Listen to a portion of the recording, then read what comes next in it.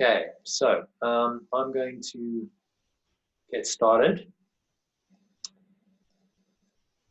Thank you, everyone, and welcome. Thank you for taking the time tonight to listen into this Fast Letting Go webinar. It's the last one before the course starts. So I'll be talking about what the Art of Letting Go is. I'll be talking about what the course involves tonight, and hopefully that will keep you educated and entertained. So the full title of tonight's presentation is How to Develop the Ability to Let Go of Any Stressful Thought or Emotion in Minutes, using 7 secret stress-busting techniques. So I'll talk about that, and I'll take you through a little process that helps you to let go of any stressful thought or emotion in minutes.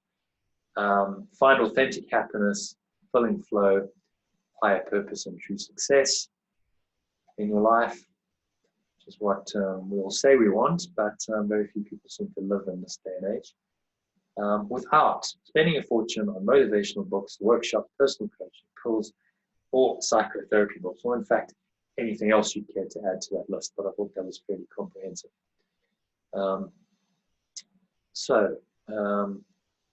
This is what I want to cover today.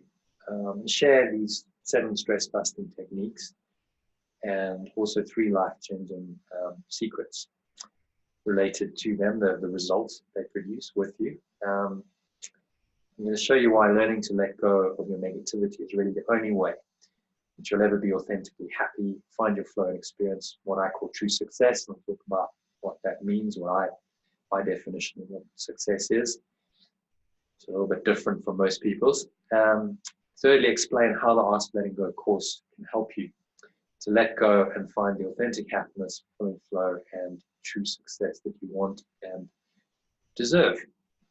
And finally, I'll tell you a bit more about the course, how and when you can do the course, and the logistics of it, and so on. Okay, so a quick question. It's a rhetorical question. You don't have to answer. Just pause for a moment to think about this question. So why are you here tonight? Well, you must be looking for something. We're motivated always by a desire for something. So we're looking for something. And maybe for you, that's better health, more wealth, better relationships, a better quality of life, generally, just maybe relief from stress, anxiety, depression, and any other negative condition, sickness, in any way, shape, or form, whether that's mental or physical. Maybe it's just to find some relief from that. But ultimately, what you're looking for, what everyone is looking for, so you're not unique in this. Just pause a moment and think, what are you really looking for? What's everyone really looking for? If you were to sum that up in one word, what would that be? And this is probably the best word. We could call that love, we could call it peace, we could call it happiness. Happiness is ultimately what everyone is looking for. We just want to have a feeling of being okay with ourselves, being okay with the world. We're not feeling stressed, we're feeling safe, we're feeling secure. There's a whole bunch of emotions that actually go with this idea of happiness, but they're all positive emotions. Happiness is not negative. The happiness certainly isn't fearful or guilty or angry or frustrated or any of these negative emotions that plague so many people. So, second question. Why haven't you found lasting happiness? You must still be searching for it, because you've arrived yet. You're perfectly, blissfully, happily living your life all the time. Then the search is over. That's called enlightenment. Very, very few people who've attained that state. So why haven't you found lasting happiness? And it's not your fault. It's because, yes, you're looking in the wrong place, but it's something that we're conditioned to do from a very young age. From birth, we start to be conditioned to this way of thinking that tells us that we'll be happy when we have something better or more outside of ourselves, just the way the world's set up. And that something better or more outside of ourselves might be health and fitness. And we're constantly bombarded with these images of fit, healthy young bodies. Most of the time, we don't live up to those. We bombard with images of success, whether it's a fancy car or a nice lifestyle, a nice home. Special relationships, that is a major one. So Mr. or Mrs. Right, which doesn't really exist because everyone has issues, so there's no perfect person out there. Sex that goes along with that. We know that sex is used to sell a multitude of products and services. So that's one of the primary illusions of life in this world. Travel and holidays. So it's a massive billion-dollar industry. I'm not saying it's a bad thing going on holiday. It's good to have a break. But the problem is we think that that's going to solve our problems. And it's not really, because there's a funny saying, wherever you go, there you are. So wherever you go, you carry your mind and your baggage with you. And you might get some temporary relief from it if you go to a nice place and you're not in your daily routine. But those issues are still there. And if they're not dealt with, they will simply return when you return to your normal life.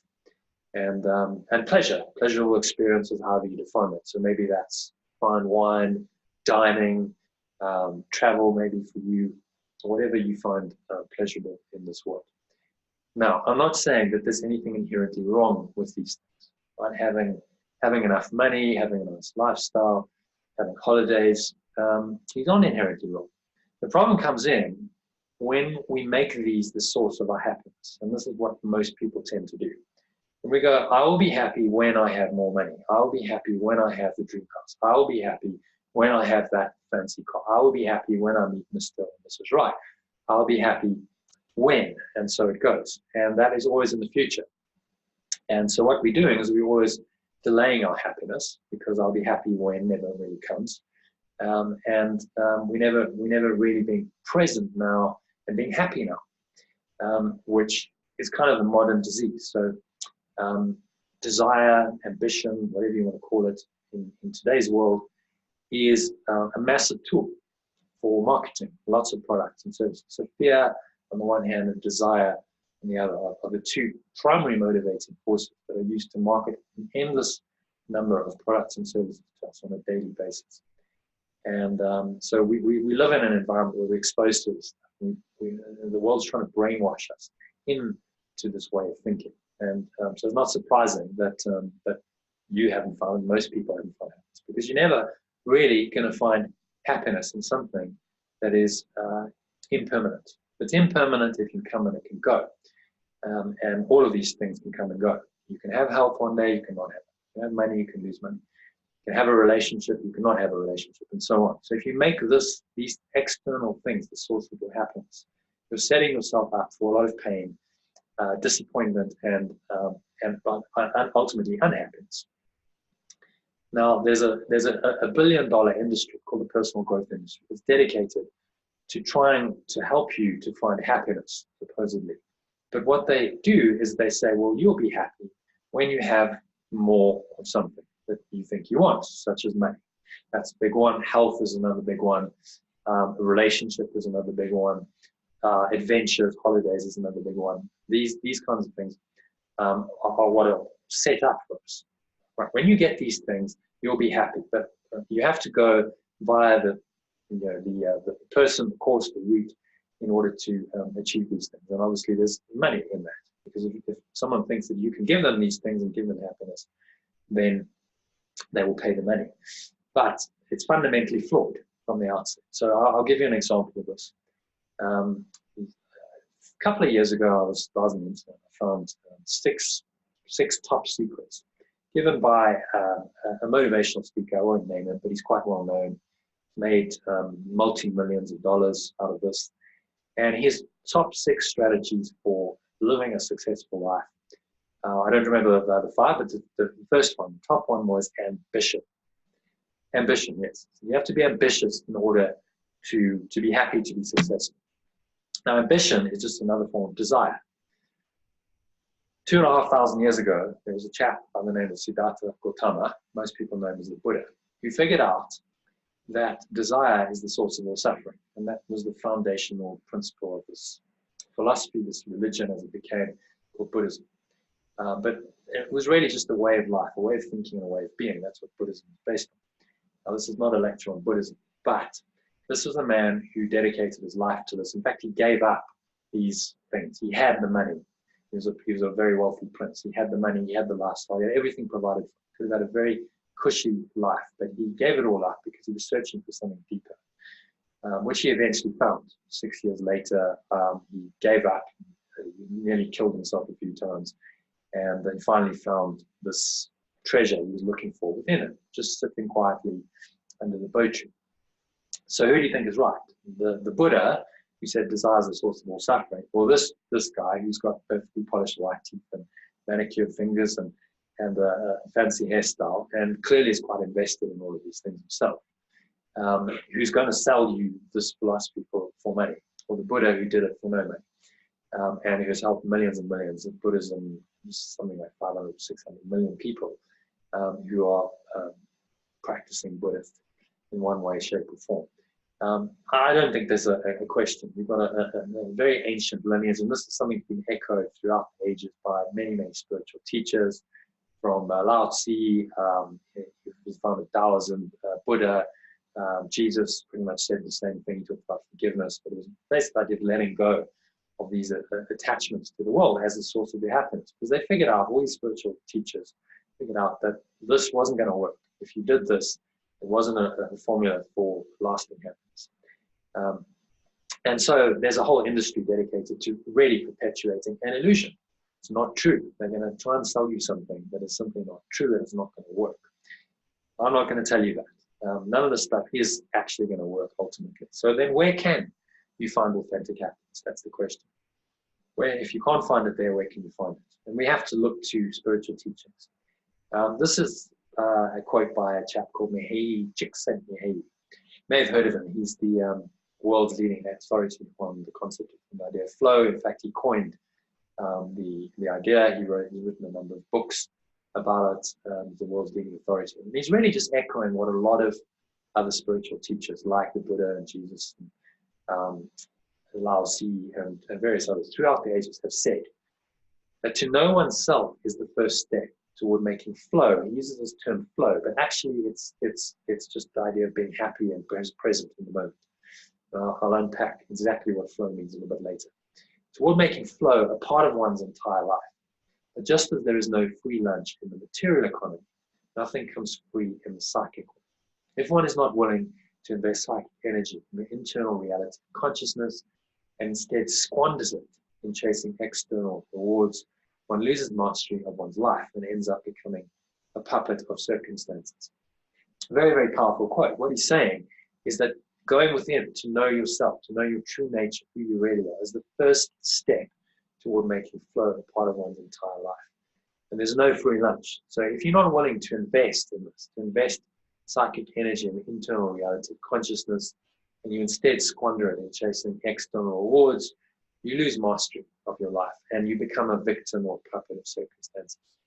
And this is sadly the case with so many people in the world. We are puppets controlled by all kinds of external forces, controlled by the news, we're controlled by politicians, we're controlled by what we read, we're controlled by other people's opinions and perceptions and values, and we're controlled by this massive marketing machine that tries to sell us stuff on a daily basis. And none of that really makes us truly happy. That is not the recipe, the formula for authentic happiness. So you might recognize that scene. It's from the movie The Matrix. You've seen The Matrix. The chief character who's coming to his enlightenment, self-realizations, and the journey, goes to see the oracle. It's going to try and help him on the way. And she points above the door frame, and she says, "Do you know what that says? Temet nosce."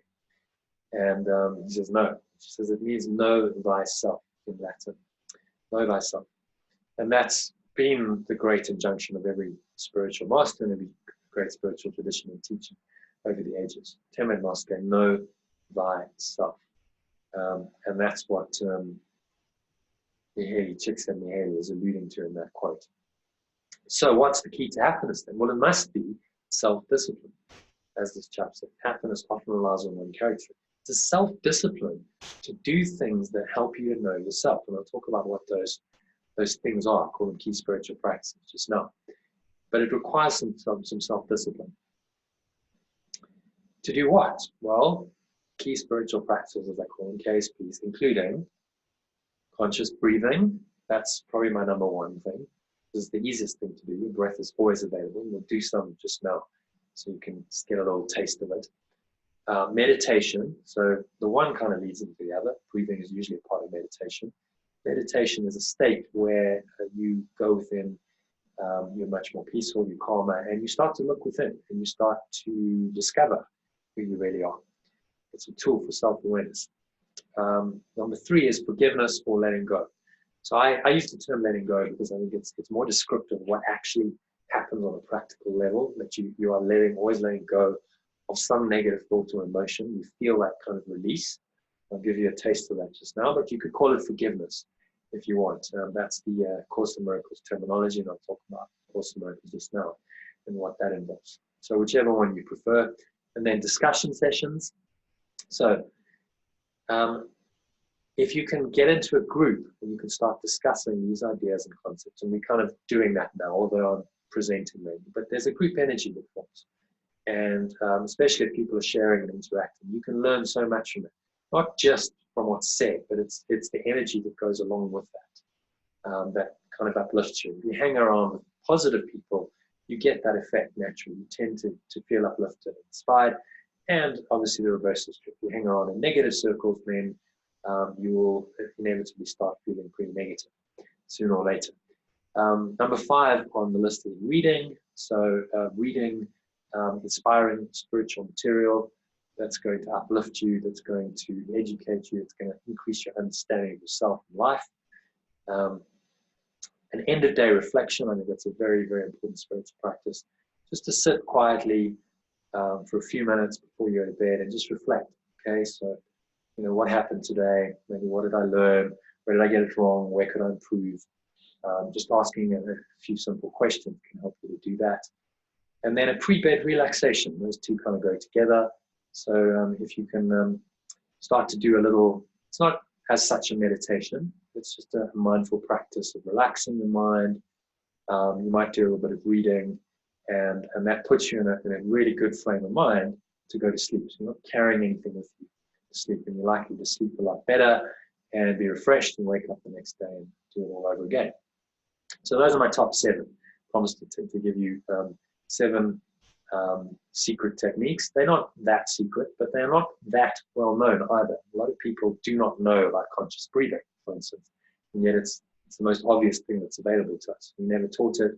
Probably 99.9% of the population simply aren't aware of their breathing at any time, and they don't never become aware of it in their whole life. Meditation, again, not a secret, but the way that I'm going to show you to meditate is a little bit unique. I've developed a 1-hour guided meditation that includes a forgiveness process, well, a 10-step letting go process.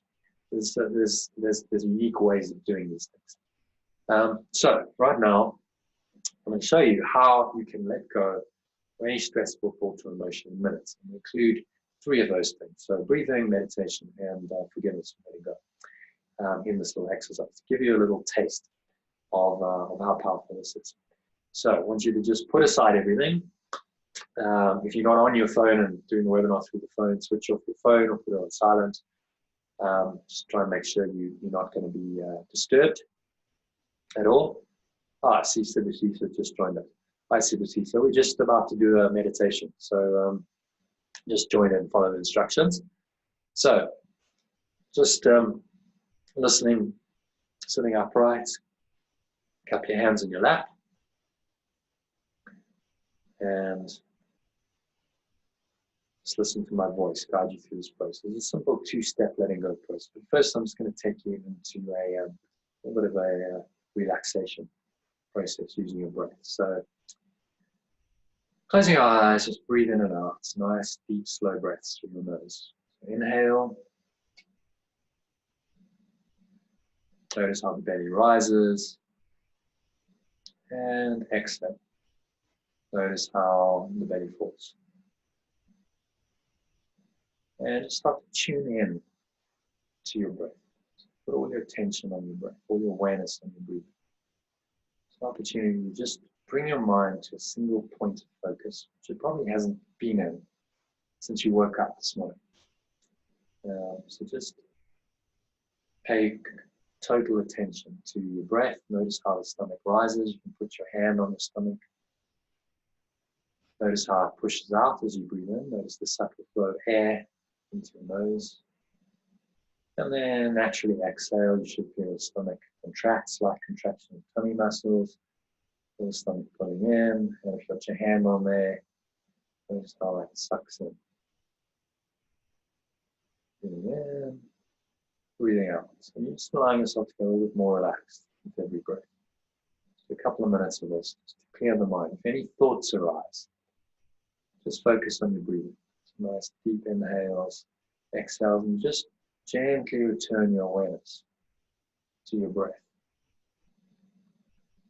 If a thought arises, you notice it, anything, pretty much anything, any thought in this context is irrelevant, particularly thoughts about the past and the future, what you have to do tomorrow, for the weekend, what happened today, any of that. You just want to bring your mind into present moment awareness, focusing on the breath. It's the easiest, quickest, and simplest way of doing it. You're struggling with that. Your mind's racing. It's called the monkey mind in Buddhist practice, where the mind's chattering away and there's just thoughts going through your mind all the time. You want to try and still your mind. And a little secret technique I'm showing you now. You can open your eyes briefly. Struggling with this. In fact, just try. Just open your eyes briefly, and I want you to keep your chin level and just look up to the ceiling. So you're looking up to the ceiling, and breathe in as you keep looking up. Notice what happens. Hold the breath briefly, and then look out. Do that for a couple more breaths. Inhale, make sure you're looking up. And exhale. And you should notice as you do this, one more deep inhale. Hold the breath for a few seconds, you're looking up. And then exhale. You should notice that when you did that, your mind kind of went blank. You actually weren't really thinking. Something happens when we lift our eyes. It does something to the frontal lobes or the neocortex, where a lot of our thinking happens, and it kind of shuts down temporarily. And that's kind of what we want. We want to stop the thinking mind during a process like this and find a state of peace beyond all that. And so that little technique can really help you. So you can close your eyes again. Take a couple more deep inhale breaths. Inhale, exhale. And just start to connect to this deeper place in you, place of awareness, where there's just something going on, but there's nothing conscious, there's nothing to think about, it just is. Place of awareness.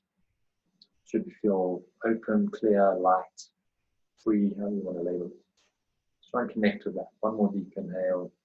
Hold the breath briefly. As you hold the breath and the pause between the inhale and the exhale, great opportunity to connect with this awareness, which is beyond duality, as represented by the inhalation and exhalation of your breathing. You can go into that space. In that gap, you can connect with infinite, eternal stillness. It's that profound. And then exhale.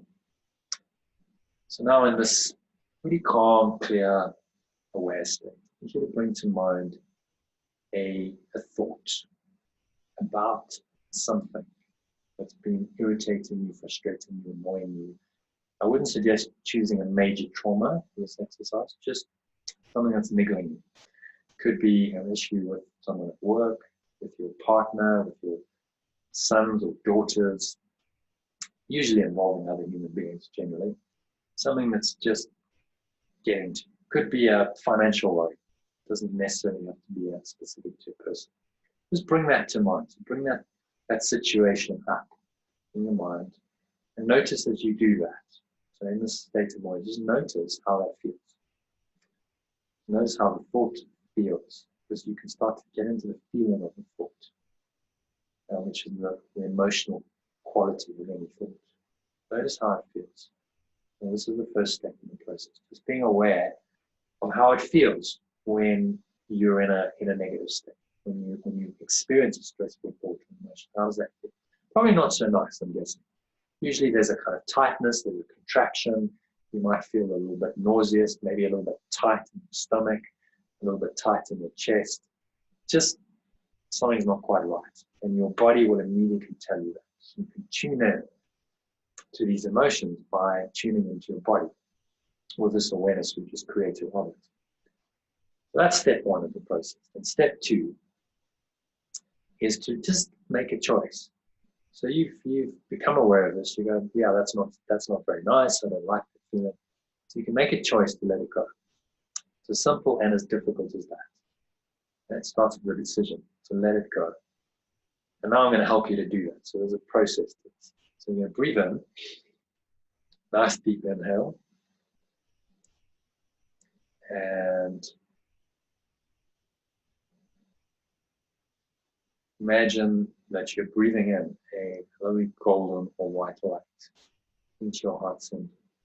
So it's flowing into your heart, it's filling up your heart, and it's spreading out through your whole upper body, up to your neck and your shoulders, down into your stomach.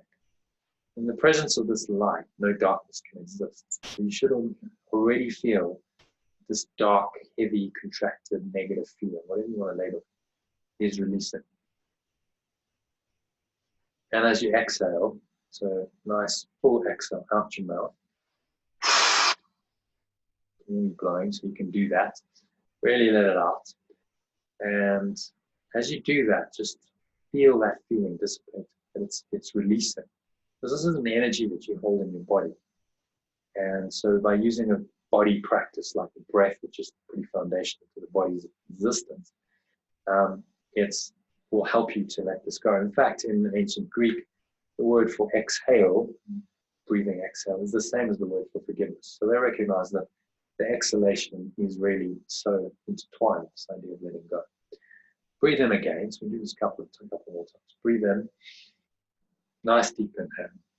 Okay, imagine that you breathe in this lovely, calm, relaxed feeling and a golden or white light. If you visualize the light flowing into you, filling up your whole upper body, flowing up into your head, down into your lower body, your legs, down to your toes. So it's enveloping every cell and every muscle in your body. If you don't visualize well, don't worry about it. Just focus on feeling. There should be a feeling of light, of being uplifted, of some kind of positive energy. You know what it feels like. Just tune into that as you breathe in. Hold the breath briefly and just really connect with that feeling. Just positive, inspired, uplifted, happy, clear, light, aware, free feeling. Whatever you want to label it. It's not important to label it. Just feel that feeling.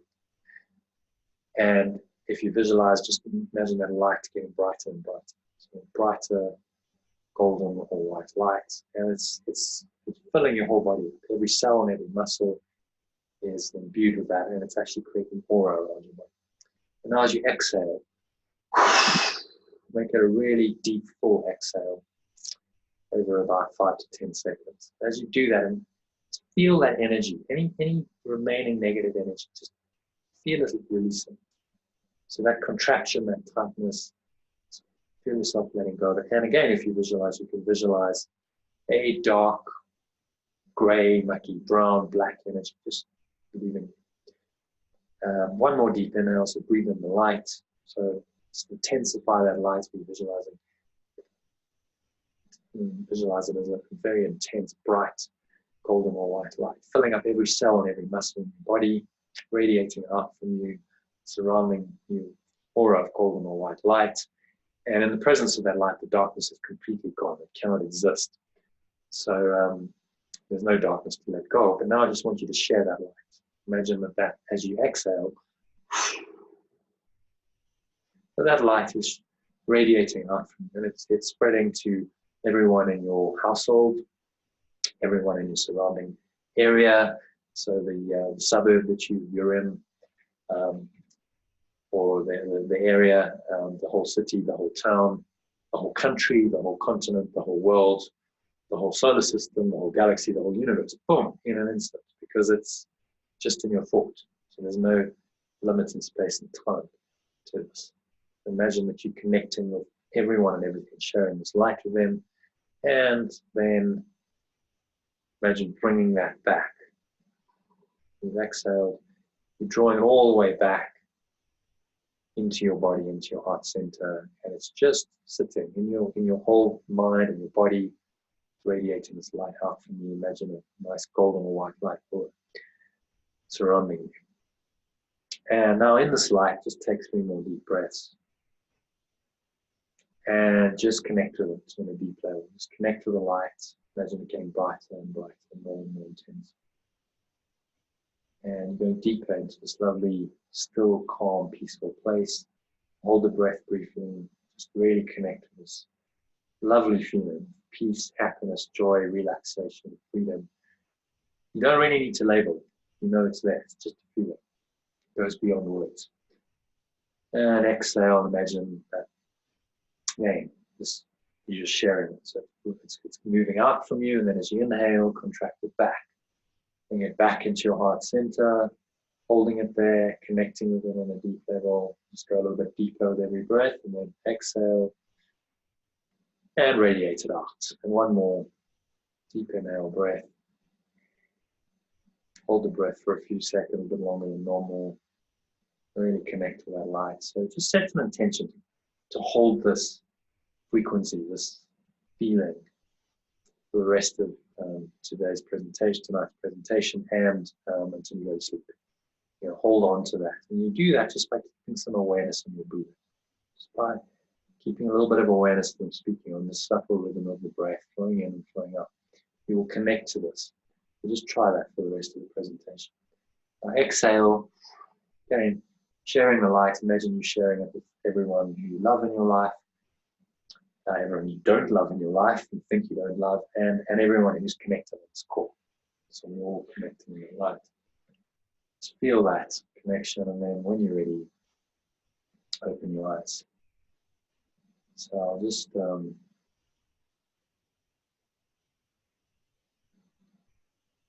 let's mute my audio.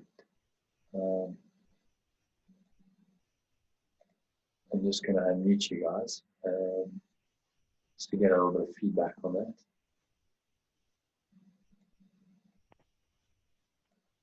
Right, how was that? Everyone good with that? Still with me? Haven't dropped off to sleep?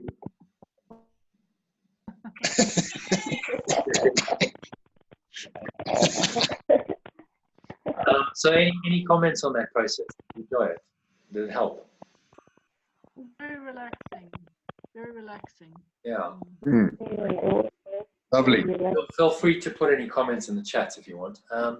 So that process, that 2 steps, you actually should have got access to when you signed up for this webinar. It was a one-pager that's a download, free download, and I gave you one. I also gave you an audio, 11, 12-minute audio file. So you can do that anytime. It's a simple process, only 2 steps, relaxation, but it's powerful. And so that's my gift to you tonight. Hopefully, whatever you decide to do, if you can take that away, and it can make a significant difference in your life if you use it. If you don't use it, then it makes no difference at all. So you're all awake. Let's any questions so far? You're good. Push on. Okay, so we're going to push on then. Okay, so I've muted you all. Again, if you have anything, you can raise your hand. And Sibasiso, are you with us? Yeah, me too. Great, yeah. So you just missed a bit of the presentation, but you haven't missed very much. So let's push on. Okay, so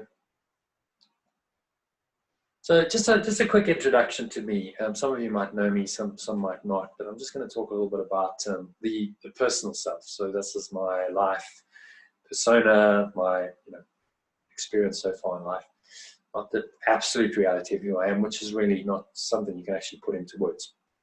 So who am I?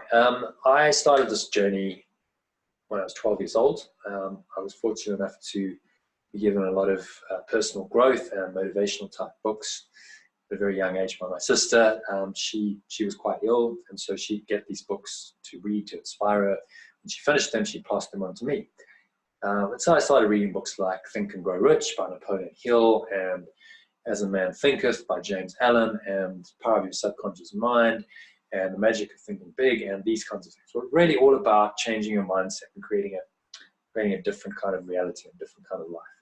At a very young age, I started to learn the principle, as you think, so it is for you. You create your reality with your thinking, which for a lot of people just never learn that in their life. I was very, very fortunate. So I started at a young age. And I remember at the age of 13 deciding that I absolutely didn't want to follow in my father's footsteps. So my father, bless him, is a very conservative man. He was a schoolmaster, a headmaster in his time. And his way of thinking is very much based on caution and security and fear, ultimately. So not really taking much risk, just play it safe. And these books were saying something opposite. So at a very young age, I made a decision to consciously follow that way and not the other one. I realized that I had to make a choice. You can't be negative and positive at the same time. And that has influenced my whole life. I was also a pretty good squash player, a junior squash player, won some junior national championships. And so I decided that I was going to become the world champion. I was going to apply this expanded thinking, what the mind of man can conceive and believe it can achieve, according to Napoleon Hill. So I was going to apply that, and I was going to set my mind, and I was going to work hard, and I was going to do this. I was going to become the world champion. And so, at a pretty young age, 12, 13, this was my kind of grand, big, hairy, impossible goal. But I believed it was possible. And so I continued through my teens. I was also fairly bright, so I managed to get some bursaries and scholarships, and I went to university, Cape Town University of Cape Town, and I studied a business science degree. And I'm not sorry I did that, but it probably wasn't the best thing to do if I was going to be the world champion, because I should have actually turned pro right out of school and gone on the world circuit, because those years are very important. But I didn't know any better, and my father, being big into education, would have been absolutely horrified. So that's what I did. 4 years into it, I found that at the end of 4 years of accounting and tax and auditing, I decided that I definitely didn't want to be an accountant. It felt like I was going into a prison cell or a jail sentence. By following that path, I was going to go and do another year of honors and then 3 years of articles, and it just felt awful. And I realized if I was going to do this professional squash thing, I had to do it then. I was 21, and I wasn't getting any younger. So I made the leap. I decided to give it a go. I turned professional and started playing full time. But although I was following my passion and my dream, it wasn't all sweetness and light. I found that I put a lot of pressure on myself. There I am as a young squash player, by the way, in my late teens, early 20s, something else. So I put a lot of pressure on myself to achieve, to now perform, because I'd made a big decision. I'd given up this supposedly lucrative career in business and being an accountant to do this, and I needed to justify my decision. And so what I found was I'm putting a lot of pressure on myself to get the results, and I wasn't really enjoying the game, which kind of defeats the point, but I didn't know that at the time. So I remember 6 months into my professional career, I was due to play this chap. He was an older player at my club. We had 2 first league sides in Johannesburg, and we were due to play each other. And I remember feeling really, really nervous. I'd lost to him, by the way, a month or 2 earlier in the club champs. So this was preying on my mind. I was thinking, I don't want to lose, and I want to get the results, and everyone at the club's going to be watching. And it's kind of my whole identity and purpose and life is on the line. That was how I felt. It felt very, very threatening and very fearful. And I couldn't shake it. So the whole day, my mind is just spinning around, thinking, well, how am I going to play and what am I going to do? Finally, sort of late afternoon comes, and my sister says to me, well, do you want to come for a walk? I'm taking the dog for a walk. So we went for a walk. It was a nice evening. We had a chat, and I just managed to sort of connect with something else, with a sense of relaxation, of freedom from all that fear and stress and anxiety. And she said, well, why don't you just go and relax and enjoy it, because that's why you started playing. And I really resonated with that message, but a lot easier said than done, because to say just relax and chill out is one thing, but to actually do it is another. Somehow I managed to kind of blank my mind. I consciously just said, do not think about this match. Do not think about how you're going to play, about your strategy, about anything other than what's going on right now. So there was 4 matches in the evening. I watched the first 3 matches, and I was able to just keep myself in that state. Although part of my mind was going, come on, you got to plan your strategy. You've got to think. You've got to another part was saying, just let it go and just be okay. Just be okay with, and you're okay. You know how to play. And I managed to go on in that state, in that frame of mind. And I played probably the most unbelievable squash of my life. It just was an amazing experience. I now know it's called the zone. It's also called flow, but in sporting terms, it's called the zone. You enter into the state where it just happens. This power, this force takes over. It does everything for you. It just happens. There's no conscious thought or decision making. And generally, you play very well, which I did. I played out of my mind, and I reversed the previous result. I lost 2-3 love, and I beat in 3 love. He only got a few points. So the outcome was very positive, but it wasn't really about the outcome. I wasn't, in fact, at all concerned about the outcome. It was totally about the process of just playing. I was going, wow, this is amazing. I'm actually enjoying my squash. And I'm able to play really creative, good shots. And this is why I started playing the game. This is why I fell in love with the game, because this is what it feels like when you're in the flow and you're creative. It's lovely. And so I really connected with that. And nothing really bothered me. If I made a mistake, which I didn't make many of, I just let it go immediately, and it's all just happened. Pretty amazing experience. I've never had anything quite like it. So that was, I suppose, my first authentic experience of the zone, or being in flow, on a really deep, total level. And I'd say it changed my life. As a result of that experience, I started to explore more into this realm of consciousness. I started to read books on peak performance, other people's experiences, to understand what I'd experienced. And that started to take me into a more kind of spiritual way of being. So anyway, I decided I was going to go. If I was going to be the world champion, I had to leave South Africa. I went to the UK. Managed to get myself in with trading with the world's #1 player and his coach and a squad of players. It was looking pretty good, and I was getting a world ranking, and it was all on track. And then I had to leave England. I had to leave the UK for visa reasons, because I'm a South African. I had a South African passport, and I didn't have a work permit, so I had to come back. That kind of put a spanner in the works, but I think it was destined. I wasn't due to be the world champion. And I had to realize that. I came back, and I was sort of late 20s. I remember playing this chap who's a useful player. I used to play him in practice every week, top 20 in the country, and I normally beat him, but this time I lost. I remember losing, sitting by the same court that I had the flow experience a few years earlier, and just thinking, this isn't going to happen. I've got to get real. It's not going to happen. And so I had to let go of a lifelong dream. This dream, this goal that had motivated me since I was 12 or 13 for 15 years, it pretty much motivated everything I did. Suddenly it was not there anymore. So I call that a major letting go of forgiveness opportunity, major opportunity to let go of something. And I had to, and I did, fortunately. And I found, actually, ironically, a sense of peace, a great sense of peace and freedom in just being able to play. So, okay, well, I don't really have to achieve that. I can just play the game for the sake of playing the game, because I enjoy it. And I actually played better than I did before. I retained elements of the zone, but when I wasn't professional anymore, the pressure kind of was really off my mind, and I just let go, and I played really well, probably better than I did when I was professional, even though I wasn't training as hard and playing full time. I started a business here. And what also happened in England was I started to meditate. I learned to meditate because I thought it would improve my squash, and I learned to breathe through my nose while I was playing squash. So I was doing breath work, I was doing meditation. All these things are spiritual practices. I did them to try and improve my squash, but actually what they did was they started to open my mind to something else. I started to question. So around 2000, I started reading books like The Power of Now by Eckhart Tolle. It had just been published.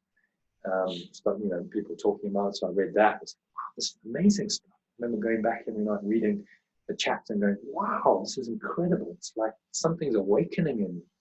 Couldn't wait to read every chapter. And then I started reading more books like that, some more spiritual type books by people like Wayne Dyer, Conversations with God, Neil Donald Walsh, Deepak Chopra, Marianne Williamson, and so on. And through all this reading, and I subscribed to websites and quotes, and I started looking into various religions like Taoism and Buddhism, and what do they actually say. I started really opening my mind, and it was fascinating. started to get the idea that there's something more than just your life is about achievement. Your life is about doing, and your life is only worthwhile if you do something supposedly great. There was a conflict. I remember Eckhart Tolle on one hand saying, don't visualize and don't go out of the now and don't visualize what you're going to do in the future. Just be present. And on the other hand, a lot of these books that I'd read before that were saying, no, visualize, and you've got to create your reality. You've got to visualize these goals. And so I could see I couldn't keep both of these. But more and more I started going, in a spiritual direction. And then in 2006, I decided to start teaching this stuff. Started Lifebuild in 2003 with a friend. We split up a couple of years later, but I continued to run workshops. I started running workshops and seminars, and retreats to try and teach this stuff. But still, there was something that was eluding me. I felt like I didn't have the full truth. These things were pointing. These books and these teachings were pointing to something, but they weren't giving me the whole picture. Then in 2006, I'd seen this book alluded to in quotes, and a friend of mine had done a workshop with it, had mentioned it, Course in Miracles. So I remember going into exclusive books, and I picked up the book and said, okay, well, I'll buy it. I bought it and I started reading this. And there's something about that book that just spoke to me on a deeper level than anything else I'd read. I didn't really understand it, to be honest. The first time I read it, most of it went over my head, but there was something about it that just hooked me. So I started reading the book, studying as a text, and reading the workbook. Every day there's a daily lesson, and just getting more into it. And then people started asking me to teach it. And so I started running little groups every Sunday, and I incorporated it into my workshops. That's a retreat that I ran in Mozambique, where we would swim with dolphins. There I'm swimming with dolphins. So I incorporated it into what I was teaching, and had great fun with it. And then and I continued to practice the course. In about 2013 it was, I went over to the UK to help a friend launch a business. And my life changed completely. I met my wife. She wasn't my wife then, but there she is, Deborah. And 18 months later, we were married, and we had a son. I moved over to the UK in 2016 and started a new career. I did corporate finance. I had to let go of my old life, my old business, my old contacts, pretty much everything in the middle of my life, and started an entirely new life. So there's a lot of change. New country, new marriage, new family, new career, all in the space of literally a year or two. And I think that precipitated something of I'd call it a midlife crisis, but fortunately I managed by applying these things that I'd done. I'd meditated for 15 years at that point, applying the teachings in the Course in Miracles and doing breath work, managed to work through with some very difficult, dark, painful emotions. I continued to teach breath work and meditation. That's me in England, in Shaftesbury, where we were based, teaching a breathwork workshop.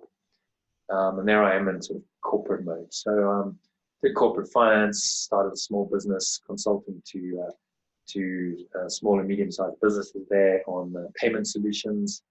And I just sort of felt this about June last year. It felt like I'd kind of lost my way. It's like doing all this stuff and making some money, but not really enough money. And I had 3 or 4 things going on. I was trying to sell finance and a little bit of coffee and card payment solutions, and just kind of felt like, hang on, I've just lost the plot here. And so my wife forced me. Fortunately, she's a very conscious individual. She's studying the course as well, Course in Miracles. She forced me to sit down and just say, well, what do you actually want in life? And like, well, what do we want? What kind of life do we want to create? And so we sat down and decided, well, we both want to be involved in spreading this kind of teaching, helping people to become happier, healthier, more conscious, more loving individuals. And we'd like to try and make a living by doing that. So we decided that we were going to do an online business. And as a result of a process of reading and thinking, I came up with this course, the Art of Letting Go course, which I ran as a trial in September and October last year, a 6-week trial, which was pretty successful. I'll share some of the results with you. And this year I've really just put it all together, focused on putting it out there, marketing it, learned a whole lot of new skills, online marketing and so on. And that's how I come to be here tonight, talking to you. I'm actually in South Africa, so I'm not in the UK, because I've once again fallen foul of the UK visa things. And so this process will hopefully take me back there. So that's my kind of story so far, and that's how I come to be sharing this with you.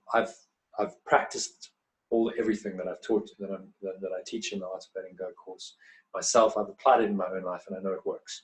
In fact, I'd say it's actually it's not just life-changing, it's life-saving.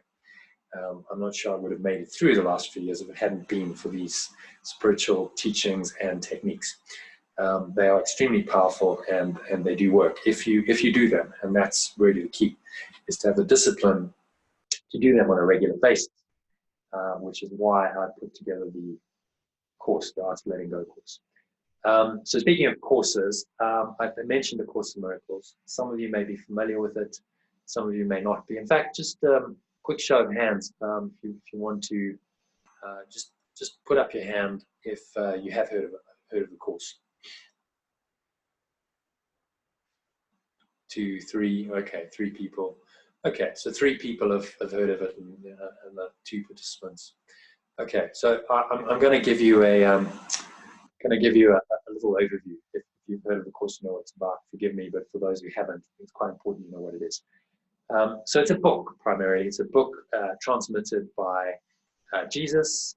He made himself known as such to this American academic psychologist named Helen Schucman between 1965 and 1972. The way the course came about was Helen Schucman, who was quite an anxious, highly stressed person, and her boss, who was the professor of psychology at the College of Physicians and Surgeons in New York City. It's one of the biggest, most complex cities in the world, which is affiliated to Columbia University. 2 of them were on their way to another disciplinary hearing. So it was an academic environment that had a lot of conflict, a lot of fighting. It wasn't a very happy place. And he just in frustration turned to her and said, you know, there must be a better way than this. Surely we can do better than just fighting and having disciplinary hearings all the time. And she surprised him by saying, yeah, I agree, and I will help you to find that better way. And that was kind of an invitation to the universe, or spirit, as the course calls it, to show them that better way. So very soon afterwards, this voice started coming to her in a waking state and talking to her. And he identified himself as Jesus very clearly. She started having dreams about him, had these quite vivid dreams.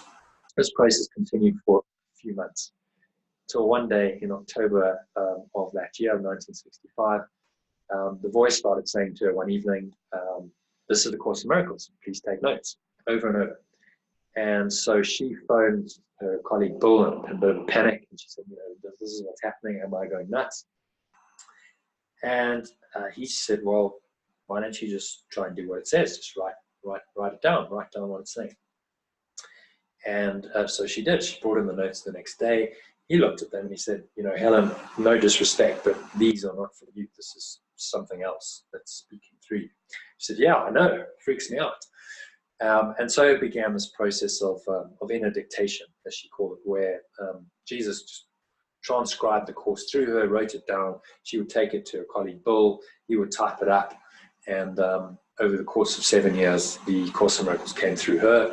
It was then edited a couple of times and first published in 3 volumes in 1976.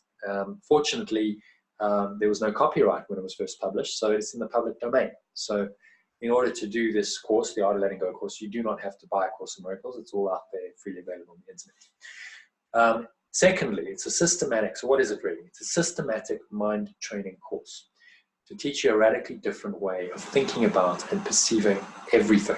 Okay? So it's all inclusive. It's you, it's your life, it's everything that you perceive in this world from what it calls a non-dual perspective. So we live in a world of duality where we have opposites. We have up and down, we have light and dark, we have good and evil.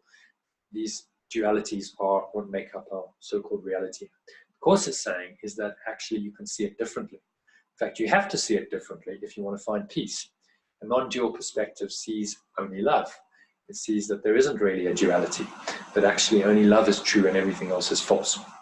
So it's designed to teach you how to forgive or to let go, whichever terminology you prefer, of every false belief, thought, and emotion that causes you and others to suffer.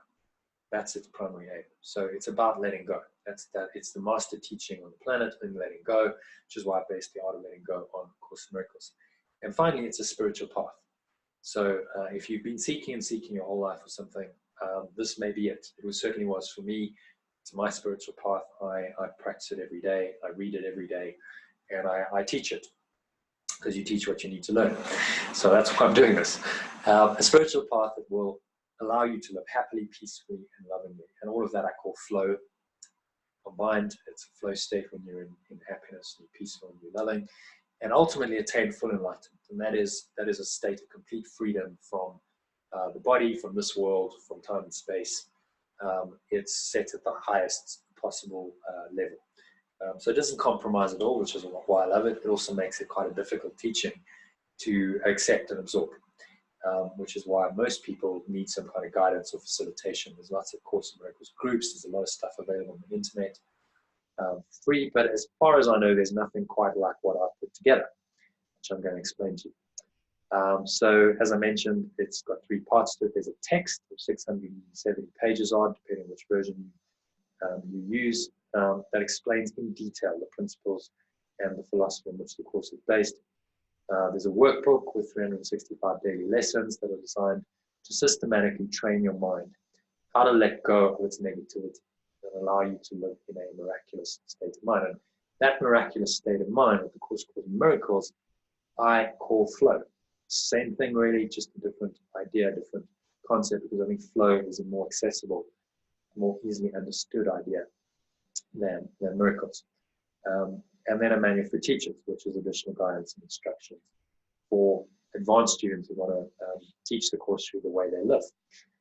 So in the Ask Bendigo course, we work with the text and the workbook.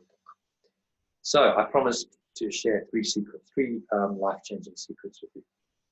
So here we go. Secret number 1 is the key to authentic happiness. And really, it's how to let go. In all my searching and journeying and studying, this is the single key skill that I've come across. You can let go of any negative thoughts or emotions, no matter how challenging, situation provoking, or the person provoking seems to be. You have the key to happiness, because it's only your negativity, your own negative thoughts and emotions that make you unhappy. Secret number 2 is the key to fulfilling flow. So how to remain poised and enjoy the moment while taking positive action to respond to any situation appropriately. So a couple of things there. It's about being poised, being calm, enjoying each moment, even if it's a difficult moment, and taking positive action to respond to any situation appropriately, because it's not just good enough to be happy and just floating around and not having to do anything. In this world, we have to act. And so we might as well make that action positive and coming from a place where you are peaceful and you are actually enjoying. Enjoy comes from enjoy, you enjoy. And then your action is going to be appropriate and positive, and you're likely to get much better results, which leads to secret number 3, the key to true success. So how to be happy and in flow in every aspect of your life and live an extraordinary, ordinary life. So you don't have to necessarily go and do extraordinary things like save the world or walk on water. You can live a very ordinary life, but you are in an extraordinary state while you're living, which makes it extraordinary. And that gives you and others, so it's about contributing to not just yourself, but the world, miraculous experiences and results regularly. So you can have this state of flow, happiness, peace. That's really what a miracle is, particularly when you're challenged to be negative. You can change your mind. That's what the Course calls a miracle. And you can do that regularly for yourself. And when you do it for yourself, you can start to help other people to do it as well. So those are my 3 secrets, which I'm going to unpack quickly. So the first one, key to authentic happiness. The first premise on which this is based is that happiness or unhappiness is always experienced in your own mind. Now you could dispute that, but it's very difficult to, because no one really makes you happy or unhappy. You're always experiencing the emotional feeling of happiness or unhappiness in your own mind. in your own body. And it comes about as a result of your negative thoughts. Your own negative thoughts and feelings are what make you unhappy. So something might trigger it, someone might do or say something, and then you go, well, it's that person. But actually, if you really look at it, it's your thought and feeling about that person or that situation that makes you unhappy. So it's your perception or your interpretation of it. And that's a very, very key point. Because if you don't understand that, you're forever going to be at the effect rather than at the cause of life.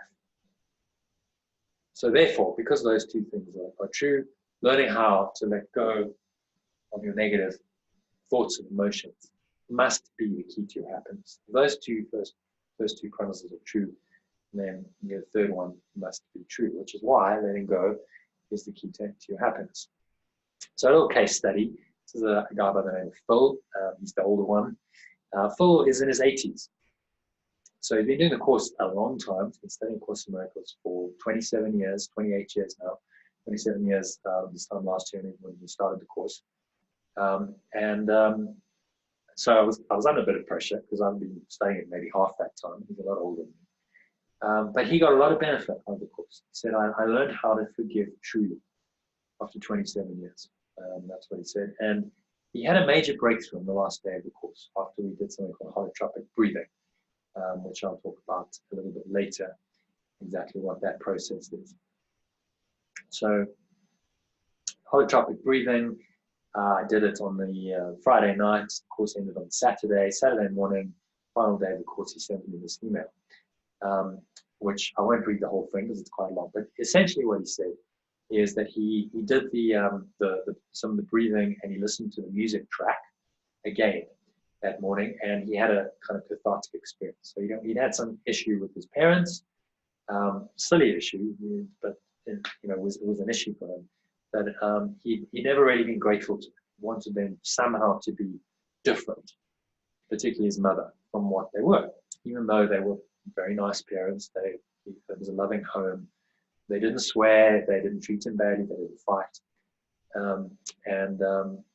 He said his mother was brilliant. He never acknowledged her. She got straight A's at school. She got a bursary to go to university. She taught high school English.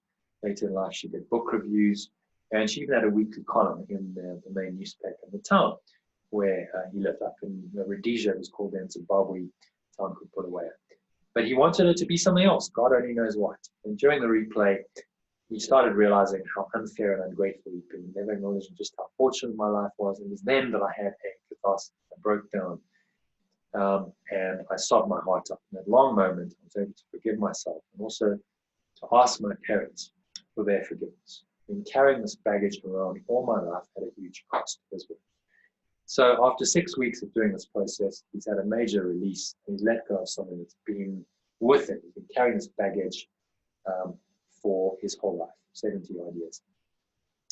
So great case study, just to reiterate that really learning how to let go or to learning how to forgive these negative thoughts and emotions is the key to your happiness. If you're carrying this baggage, you simply cannot be happy. And so how do you let go of it? Well, we're going to talk about that.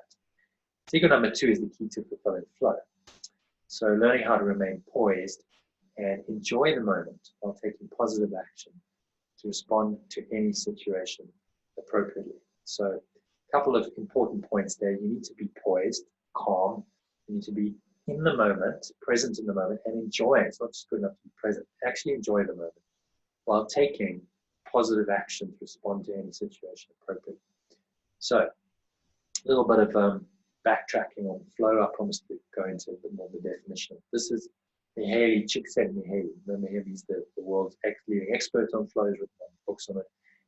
His definition is when we act freely for the sake of the action itself rather than for ulterior motives, that we learn to become more than what we were. So a couple of important points. We act freely without these ulterior motives, without going, well, what's in it for me? The YFM channel, which is really our ego. Saying, well, what's in it for me? What can I get externally? That's the external orientation that most people function according to. But when we can let go of that, we act freely just for the sake of the action itself, for the sake of the joy of doing whatever. So for instance, that example of me finding flow on the squash court, was exactly that. It wasn't about the result and the outcome or what people thought of me or anything.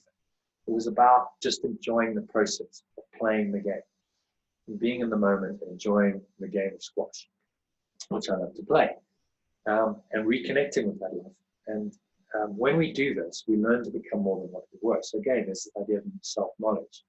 Flow leads to self-knowledge. Self-knowledge leads to flow. The two have a symbiotic relationship. We learn to become more than what we thought we were. So we learn that we are something more, that we can actually be peaceful and happy and loving and joyful and more productive and more successful as a result of being in those higher states. This is how Eckhart Tolle, I've mentioned it before, talks about it. And this is a great definition or description of what flow is, because it's very descriptive of the actual experience you have. And it absolutely describes that flow experience, or that experience of being in the zone on the squash court that I had. So it says artistic creation, sports, dance, teaching, counseling, mastery in any field of endeavor implies that the thinking mind is either no longer involved at all, or at least is taking second place. The power and intelligence, greater than you and yet one with you in essence, takes over. There is no decision-making process anymore. Spontaneous right action happens, and you are not doing it. Mastery of life is the opposite of control. You become aligned with the greater consciousness. It acts, speaks, and does the works. As I said, that's exactly the experience I had. It wasn't really about me doing it. It wasn't about the little me. It wasn't about the result. This is spontaneous right action that's happened. I wasn't really in control. It happened through me, and that's what I felt was happening through me. I wasn't really directing anything. I just was aware of it, and it was a very happy experience. I loved it. And I was aligned with something else, a greater consciousness that just did it through me, for me. So very descriptive quote. And that's really what the flow experience is about. So imagine living your life in that state. You could be in that spontaneous right action moment all the time. And that's the promise, that's the opportunity that letting go gives us. So another case study, this is a guy by the name of Vim. He did the first Start Letting Go course. So midway through the course, Vim shared this on the Facebook group. And to summarize, he was playing some tennis, his usual social match of tennis, but he played very badly because he got very frustrated and irritated with himself. Because he wanted to win. So there was that desire. He wanted to win. He wanted to win at least a set. And so his desire to win made him try to force points. He made worse mistakes. The whole thing escalated, and the whole match became a very unpleasant experience. Maybe you've had this experience before in the sports field. It's great when you're in flow. You're not in flow, and it's an individual sport like tennis. It's not a nice experience at all. He should have tried to take a few deep breaths, get some perspective, but in the heat of the moment, he lost his temper. He was thinking these meaningless thoughts about winning and the importance of doing well and so on. And he couldn't hold the momentum. So he shared this experience, and then in the next day's discussion session, we discussed it. And I shared my experience of flow on squash court that I just shared with you. And I gave him a couple of breathing techniques. I said, just try this next time. And the next time he played, to his credit, he applied all of this. And as he said, his own description, I kept that in mind, centered myself, and I breathed, experienced peace, played a lot better. And although he aimed just to take a set off him, he actually beat him in 3 sets. So he completely reversed the previous week's result. And he'd never done that before. I realized that it wasn't about competition and winning. It's really about the experience. I was in flow. I really enjoyed it, and I was at peace. I experienced God's pleasure in me that day. So Vim is a chaplain in the army, but that phrase came to him from a movie called Chariots of Fire. It's an old movie made in the 80s about some Olympic runners. One of them was a religious man who was a preacher, and this is what he said: when he's running on the beach, he experiences God's pleasure. So that phrase came to him. And I also learned that I can choose to let go of anger, which doesn't work, and be at peace instead. So it's a very profound experience. Flow, peace, he loved it. It was a great experience, experienced great pleasure, God's pleasure. And he learned more about himself. He learned that he can choose to let go of anger, which really doesn't work, and be at peace instead, which is this idea of knowing yourself. So a great flow experience, and confirmation that learning how to remain poised, enjoy the moment while taking positive, appropriate action. It must be the key to fulfilling flow. And secret number 3 is a 3-part secret. So it's the same secret. It's learning how to be happy and in flow in every aspect of your life and live an extraordinary, ordinary life that gives you and other people miraculous experience and results regularly. And I've underlined happy and in flow, because when you're happy and in flow, you can experience the state of fulfillment. Those 2 things naturally lead you to be fulfilled. So another case study, this is Martin. Martin is a busy guy. He runs a medium-sized business in Nelspruit, employs 15 staff or so. And so he's got a bit of pressure, as you can imagine. And so he managed to do the course. So if you're busy, you can fit this into your daily schedule, and I'll explain how he did that a bit later. So this is what he said at the end of the course. He said, I'm calmer due to meditation. I was able to apply most of the daily lessons on a day-to-day basis, helping me deal with some challenging situations. For example, yesterday's situation where a client put the phone down on my ear has been replaced by peace. I called him this morning. He apologized for his behavior. I, however, also realized that I would have found peace whether he apologized or not. Very powerful stuff. This have defined letting go in a much different way to what I expected when I signed up for the course. Thank you. So a couple of interesting points there. He's handled a difficult situation with poise. Even though the client put the phone down in his ear, he found peace anyway. And then the situation resolved itself. The client apologized for his behavior. And he has this kind of self-realization that I would have found peace whether he apologized or not. So that's the idea of getting to know yourself better. And he's defined letting go in a very different way to what he expected when he signed up for the course. So second aspect, so that's key to fulfillment. If you're happy and in flow, you will be fulfilled. It's a natural consequence of being happy and in flow.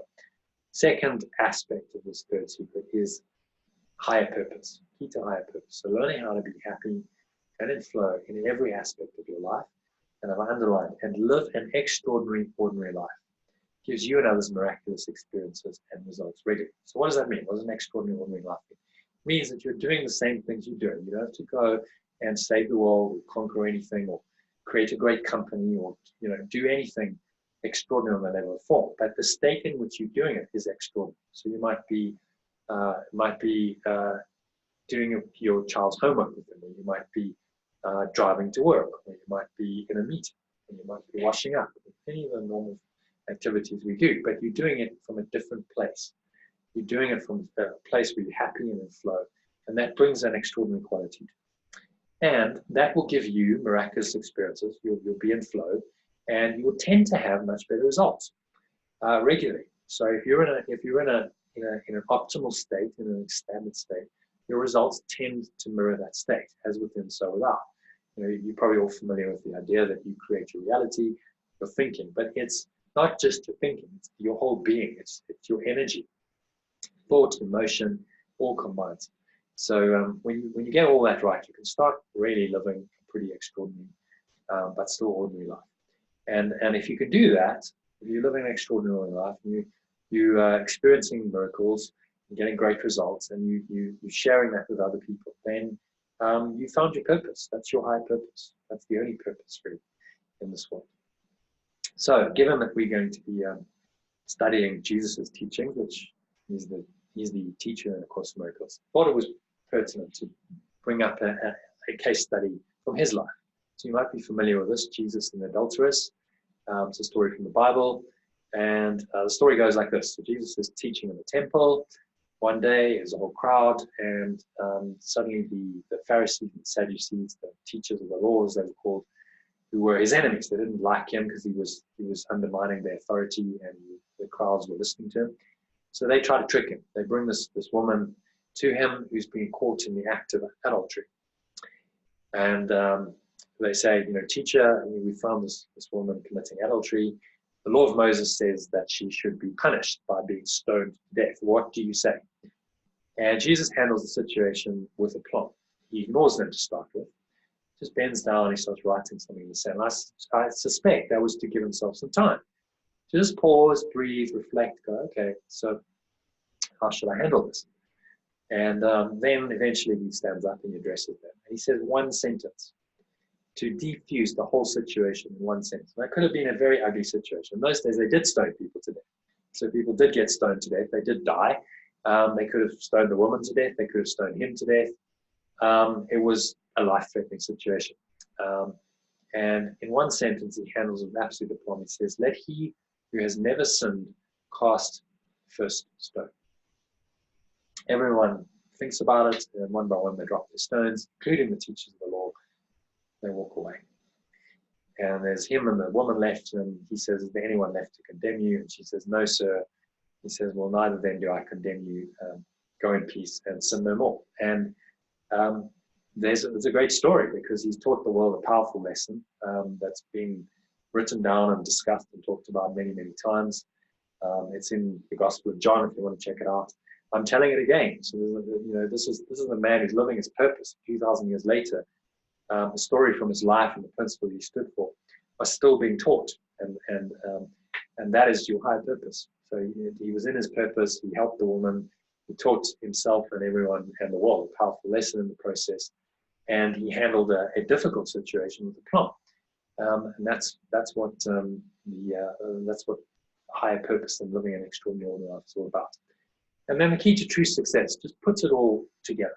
So this is all inclusive. When you're happy and in flow in every aspect of your life, you're living an extraordinary, ordinary life.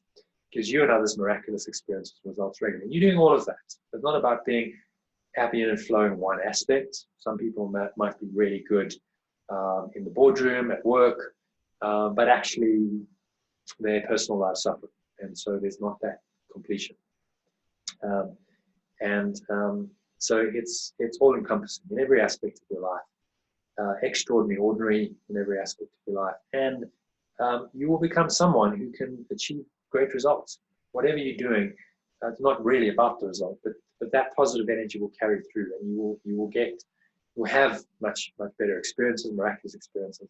You'll tend to achieve better results, which is really ultimately what everyone wants. But instead of putting the cart before the horse, you're doing it the right way around. You say, well, it starts from me. When I'm in the right state and I put what's important first, when I put my happiness and being in flow first, then the results come naturally, success comes naturally, rather than going, well, I need to be successful, I need to get these results in order to be happy. It's the wrong way around. It's backward thinking. So another case study, this is a lady called Robin. Robin's a working mother in her late 40s. She's got a couple of children. She works for her husband. She's a busy woman. And before the course, she had neck pain. She was taking painkillers, stress headaches, and she was looking for some kind of answer.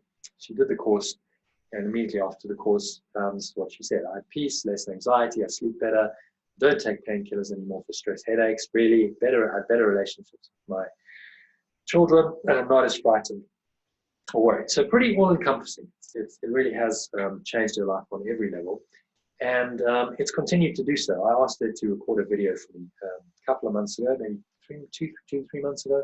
So it was about eight months after the first Art Letting Go course started. And this is what she had to say. So you can see that it's this is something that, when I say life-changing, I don't say that lightly. This has been a permanent change, a permanent shift for Robin. She said to her husband, said, well, what's happened to all your painkillers? Oh, well, I don't take them now, I don't need them. But I'll let you tell you a little bit more about her story in her own words. So just listen to this for the next couple of minutes. Hi, my name is Robin. I did the course last year with Jonathan. I'd never heard of the course before. Something entirely different to me, although I've been practicing meditation. I've been going to breathworks for some time, trying genuinely to find peace. I'm a mum, I work, I've got a normal busy life. I've been plagued with headaches, I've been plagued with sore necks and the normal problems that people have. I found that through the course and joining the online community, I found a group of like-minded people all exploring the course. The course is fundamentally different. At first I thought it was all about religion, which it wasn't.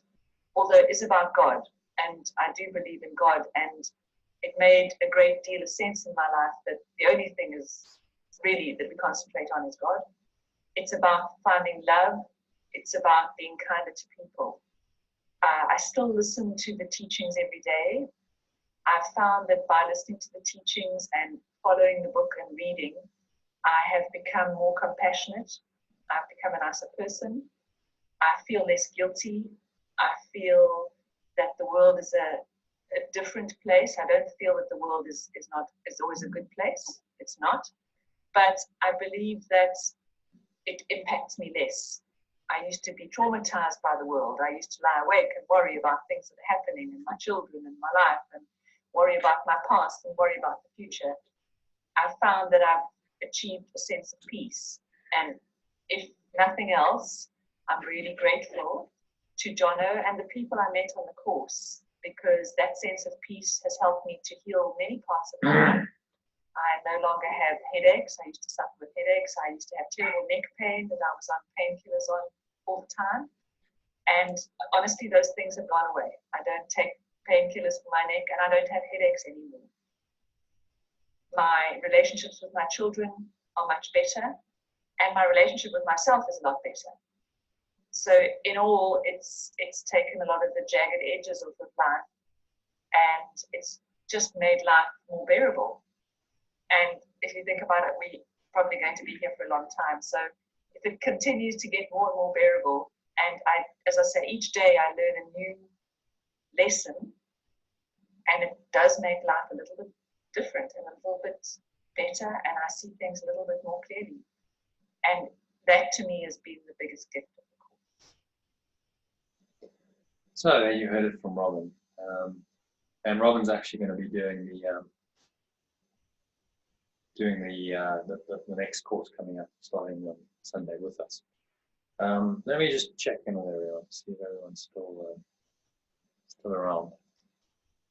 You guys still awake? All good? Awake. Great. Okay. Any questions so far?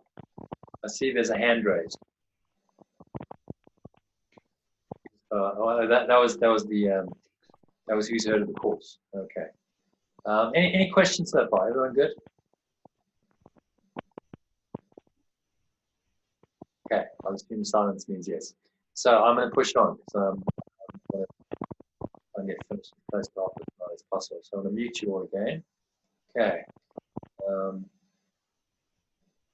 So where to from here? I've given you some cool ideas. Hopefully you've learned a bit. Maybe you've got some inspiration, but just learning new information isn't sufficient. It's necessary, but not a sufficient step for true transformation in life to happen. So there's two ways to true transformation. The first way is what I call the way of the cross, through intense pain and suffering. You're forced to go within and break through suddenly to a new level of understanding and wisdom. And we've all done this to a point. I think there's always an aspect of pain and suffering that's associated with transformation, because why would you change if there was no discomfort, there was no pain, there was no suffering? Only that forces you to look for answers. So there's always going to be an element of that. But if you're going to only rely on that method, it's going to be a very painful process. So I'll give you an example of someone who did it this way. I mentioned Eckhart Tolle, that quote by him. So in his late 20s, he was very depressed, suicidally so. He one night he just couldn't stand his life anymore. He was like, oh, I want to end this. I can't stand myself. He was lying in bed awake thinking, I can't stand myself. And then something kind of triggered in his awareness. Well, if there's an I that can't stand myself, there must be two selves. There must be a true I and a false self. And this all kind of came to him in a moment, an epiphany moment, in such a strong way that he actually passed out. It was like he describes it as the vortex of energy that kind of sucked him in, and was so intense that he passed out. Fortunately, he was lying in bed, so he went to sleep and woke up the next morning and saw everything completely different. He saw the light.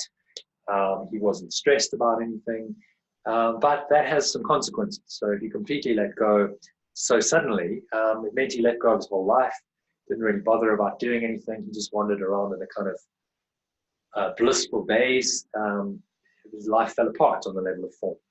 He said he lived on the streets, stayed on a park bench for a couple of years, didn't really know what was going on. We didn't sort of know what was going on, but there was no desire to do anything. And slowly but surely, he's kind of integrated back in society, and he's now one of the world's best known spiritual teachers, and he's helped a lot of people. So that's one way of doing it. It's an unusual way. It doesn't happen very often. Such a sudden shift, and it usually involves great pain. It's just he was in, hence pain and suffering. So it's not the best way for the majority of people, in my view. The second way is the way of mastery. So that's through conscious, disciplined practice of spiritual ideas and techniques. I've shared some of those with you already. You systematically grow in understanding and wisdom. And this is also a very ancient path. It's been going on for many thousands of years. Since the days of the yogis in India 5,000 years ago, these guys wrote something called the Vedanta, from which Hinduism and Buddhism ultimately stem. And they started to write these things down and put together some of these ideas and techniques into a teaching. The first probably systematic process for doing that was called yoga, which is not just about doing postures in a yoga studio. There's 8 limbs to yoga, and it's really a path to enlightenment, a path to self-realization, to understanding who you really are and connecting with that, so that you become that completely. So that's what the way of mastery is about, and that's the way that's the principle of transformation that the Art of Letting Go course is based on. So these are some of the principles of transformation through mastery. First of all, understanding and realization through personal experience. It has to be a personal experience. If someone is telling you something and you just accept it because they're telling you that, well, that's what religions have done for thousands of years. It's not really authentic, is it? It's only when you personally experience something that you come to really know it. How can you really know yourself if it's not through your own personal experience? Second aspect or principle requires your active willingness and disciplined effort. That idea of discipline again, that you have to do something, right? If you're just going to do the same thing, you're just going to keep getting the same result, and that is the definition of insanity, as Einstein said. Thirdly, doing key spiritual practices. So I've mentioned a few of them: forgiveness or letting go, breathing, and meditation. Those are probably my top 3. And then there's 4 others that I'm incorporated into the course, and a couple of others such as holotropic breathing as well. But those are sort of the 7 regular ones. Is essential. If you're not doing these things, then how can you change your consciousness? How can you change anything if you're not doing anything differently? It can also be greatly facilitated by another person or group who help to raise the person. I use transformational language here. Our clinical terms, it's called the initiate. You're on this journey. The initiate's consciousness by transmitting positive energy and holding him or her accountable. So hopefully you've experienced a little bit of that tonight. So there's a group of people. We're in different parts of the country, different parts of the world. When I ran the Art of Letting Go course, there were people in 3 different countries and 3 different continents. It didn't really matter because the group energy transmits through time and space, and not really about the technology. You can get that positive energy just by connecting with the group online, almost as well as if you were doing it in person. It's not quite as good, but maybe 80–90% there. And practically speaking, it's just not possible. Wouldn't have been possible to organize a physical presentation with all of you because you live in different parts of the city and the country. And then holding that person accountable. So when you have a group and you have a facilitated process, there's a sense of accountability to the group. It's unspoken. No one's gonna slap you on the wrist or say, bad boy or girl if you don't do this. But in your own mind, it's like, okay, so I'm part of this process, and I know there's a discussion group happening today. So actually, I'd like to be clued up. I don't want to be totally in the dark. So I'm going to do the reading, and I'm going to practice so that I'm kind of with the program. So it helps you to stay on track. It helps you to stay disciplined. And that's really why I put this whole process together. And then finally, immersion in the key spiritual practices and positive field of consciousness greatly accelerates. So if you can really immerse yourself in this for 6 weeks, you do these key spiritual practices every day. There's a field of consciousness that you're exposed to on a daily basis through the meditations and the discussion sessions. You can really, really accelerate your transformation, and you can get breakthroughs in 6 weeks. And so that's the idea of this course, is that it can give you a breakthrough. There were a couple of people who had major breakthroughs. Phil was one of them. And I showed you another lady had a major epiphany about her purpose in life. And that's what this course can do for you. So one other thing, I mentioned immersion. You immerse yourself in just a couple of principles of immersion learning.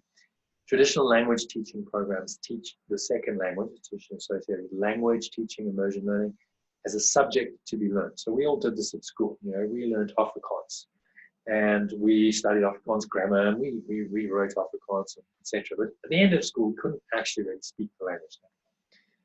It's a bit crazy. Whereas language immersion focuses more on the second language being a tool which is used to immerse the student completely within the subject. So just to give you an example, let's say you wanted to learn French. Language immersion would say, well, go to France and study the French culture and study, say, French cookery, do a French cookery course and learn it in the language. So the language is a tool to learn about the subject of France and French culture and French cookery, which means that it's a lot more powerful than if you just learn the language as a subject to be learned. Our minds tend to use things, to absorb things that are useful to them much better than if it's just like, oh, well, I've got to force myself to learn this. Similarly, transformation is like learning a new language, but it's more difficult because you have to learn fundamentally new ideas and beliefs rather than just words and information, and a different way of thinking about and perceiving everything. So much more challenging. It's not just a new vocabulary and new grammar and that kind of thing. It's actually a whole different way of thinking about and perceiving yourself and the world. And in order to do that, you need some tools. So the key spiritual practices are the tools. It's like the language is the tool, and your life becomes a subject on which you practice. So that's what transformation is really about. You take these tools, you use them in your life, on your life, as your life arises, and you learn through your life. And that is the quickest way to transform your mind and your life, in my opinion. So that's what the Art of Letting Go course is based on. Principles of Mastery and Immersion. It's a 6-week mind and life transformation process based on the way of mastery and immersion learning.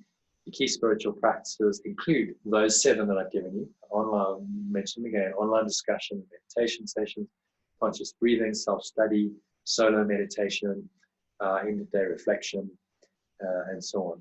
The goal is to help you to learn to let go negative stressful thoughts and emotions whenever they arise. Okay, so this is an ability.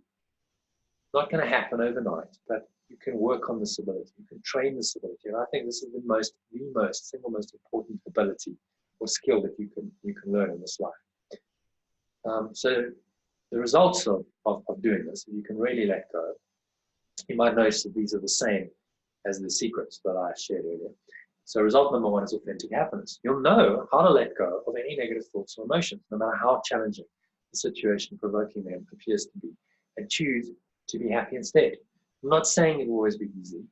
You will be challenged, and you have times where you don't do it straight away. But because you know how to do it, because you have the knowledge and you've immersed yourself in this process for 6 weeks, sooner or later, part of your mind's going, hang on, you know how to do this. You've got the tools, so do it. Just use them, and let it go, and choose to be happy instead, because that's the only choice that there really is. Really. Am I going to be happy, or am I going to be unhappy in the situation? Remember Phil's experience after 6 weeks. He learned how to forgive truly, and he learned more about the Course in Miracles in 6 weeks than the last 27 years of studying it. And I want to reiterate, he's been carrying stuff for over 70 years. This particular issue around his parents at a huge cost, his own words, carrying this baggage for my whole life at a huge cost. For 70 odd years, 6 weeks of immersion in this Art of Letting Go course, and he's let it go. And it wasn't just the holotropic breathing, that was the catalyst, but it was the entire 6-week process that we've been through that really helped him to release that. And you remember his email that he sent me. So result number 2 is fulfilling flow in your daily activity. So this is really where the rubber meets the road. It's what the Course in Miracles calls miracles. Right? So you've got to live, you've got to act and sort of stuff to do. You've got a daily life that you've got to go out and do stuff. But you will know how to remain poised and enjoy the moment. And each and every moment in the day, while being able to take positive action to respond to any situation appropriately. And if you can do that, you're in flow, and you will get much, much better results than someone who is not poised, who is unfocused and out of flow and angry and frustrated and not enjoying the moment and in resistance. And then the action they take is negative, because that inner state can only create negative action. And you don't respond appropriately, you respond disastrously, and that negatively affects your whole life. So another example of fulfilling flow, this is Lauren, she's based in the US. So in response to some questions that I asked her, could I have handled this challenging situation better? What did I learn today? These were reflection questions at the end of the day. At the end of this particular day, she said, I practiced with my breath because the trip that I had coming up today, left myself a bunch of small things to do the day before, felt that I didn't have enough time to get it all done. I used the deep diaphragmatic breaths throughout the morning and the afternoon. No mantras, no thoughts, just deep breaths. I'd said in one of my emails that controlling the breath controls the mind. I lived on that yesterday. My mind was at peace. And all I wanted to do was zero mental fuss or chatter. Peace is real for me these days. Thank you. So there's an example of exactly this principle of finding flow. In a potentially difficult situation, she found flow because she used her breath, and she found a sense of fulfillment in that, and peace. And then the final result is total fulfillment, higher purpose, and true success. So the triple whammy secret, it's really all one thing, just different aspects of it. You'll start experiencing more happiness and flow in every aspect of your life. So it's all inclusive. It's your work, it's your home life, your social life, everything starts to be influenced by this in a very, very positive way.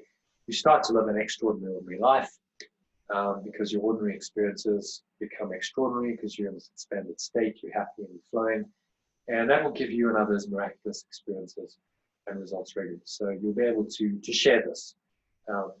Great masters, teachers like Jesus, Buddha, they did this just by their presence. People felt that, and they felt uplifted just by being in the presence of such a person.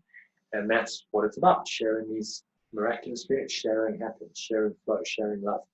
There's really no other purpose in the world. So just to remind you, there's Martin. His pretty fulfilling experience where he was able to find peace, whether the client apologized or not.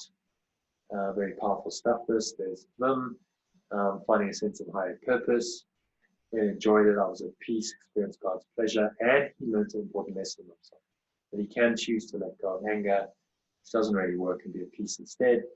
And Robin, in pretty much your whole life, you heard her testimonial, experiencing a lot more peace, less anxiety, sleeping better, off painkillers, not having stress headaches anymore, having better relationships with her children and her husband, not as frightened or worried. And she said, this year has been very challenging, but she just didn't know how she coped in her old state of mind. So as the challenges get more and more, you might be finding that in life. Life keeps throwing curveballs at you and challenges.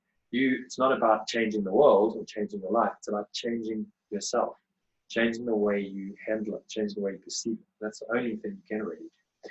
That's what the Art of Letting Go course is designed to teach you.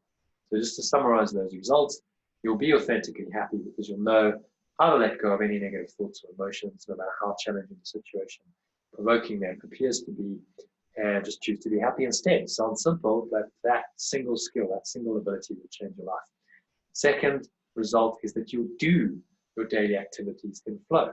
So you'll know how to remain poised and enjoy the moment while taking positive action to respond to any situation appropriately. So starting with being, because that's where it all comes from. Are you happy? Are you happy in your beingness, being what you are?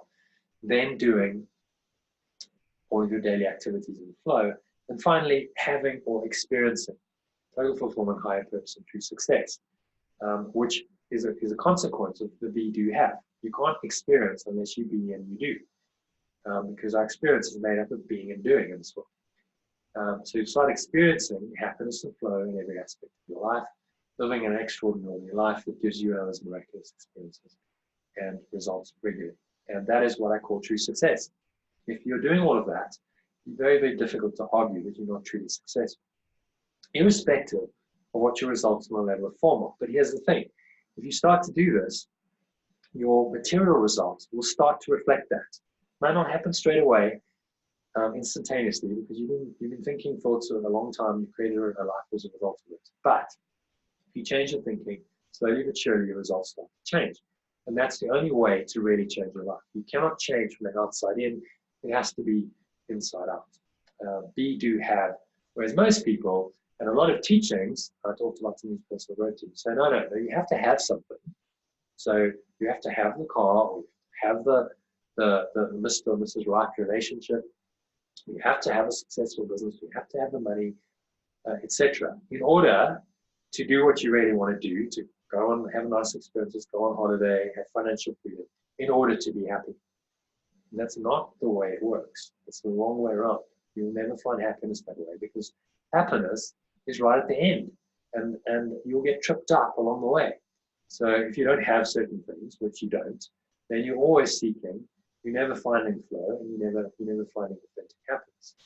It's the other way around. It has to be, I'm happy first, then I find flow, and then I find total fulfillment, higher purpose, and true success. So can you see why letting go is the absolutely critical skill? It's the number one skill in life, in my opinion, because it starts the whole process. If you can let go, you can find happiness, authentic happiness, not the temporary kind that's related to things and experiences in the world. You can find fulfilling flow, and you can find total fulfillment, higher purpose, and true success. All of it starts from letting go. If you can't let go, then you hold on to your negativity, negative thoughts and emotions, which means you're not happy. If you're not happy, you can't find flow.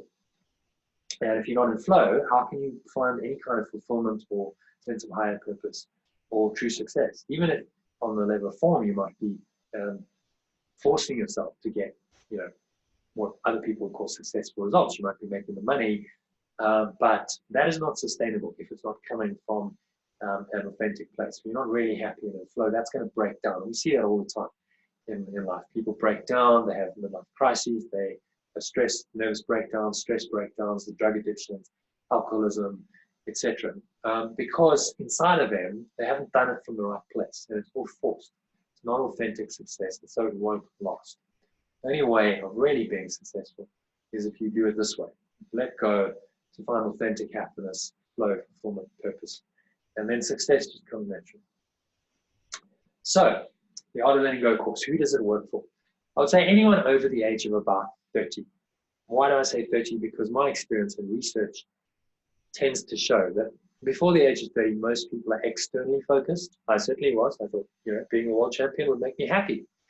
I didn't question that belief. And so, my first 30 years of my life pretty much were dedicated to that. Truth is, if I'd become world champion, it probably still wouldn't have made me that happy, because that has its own issues and problems. Sometimes we need to go through this. We need to experience this. We need to go in pursuit of these false idols, as the course would call them. And then we go, hang on, this hasn't really worked. And when it doesn't work, and we get that in our own experience, then we really start to learn lessons. We start to go, hang on, there must be something else. And that's when the spiritual journey and real exploration starts. And that generally only starts in our 30s. Before that, most people aren't ready. If someone came to me and they're 25 and they go, no, I really get this stuff. Yeah, certainly, I wouldn't say no to it, but that's just a general rule of thumb. If you want to experience more authentic happiness, more fulfilling flow, more fulfillment in your life, more higher purpose, and more true success, pretty much everyone on the planet should say yes. But here's the thing, how many people are really willing to open their minds to a very different way of thinking? Because that's what it takes. You're not going to be able to change your state and change your results until you're willing to question your thinking. I'm not just talking about on a superficial level. Oh, well, I'll just think more positive thoughts. That's a start, but it's the way you perceive yourself and the way you perceive your world at a very fundamental level. That leads to your thinking. And that's the level of the Art of Letting Go course. Really going into the deeper part of your mind and saying, okay, so what do you really believe about yourself? And then being able to commit some time to it. So this is going to take about 2 hours a day to doing the course, if you're going to do it properly. Right? You can do it as you want, but if you're really going to get maximum benefit from this, minimum 2 hours a day, I'd recommend, over a period of 6 weeks. So there's a time commitment to it. I'm asking for a time commitment. We have 1 day off, by the way. So not every day. And I'll talk about how you can fit that 2 hours into your day, because the idea is you need to integrate this into your day. If you're not integrating it into your day, then it's not going to be sustainable. You simply can't do it. So the idea is to introduce you to a way of life that you can actually live this way on a sustainable basis. So these are the 7 key spiritual practices. Right? There's a meditation.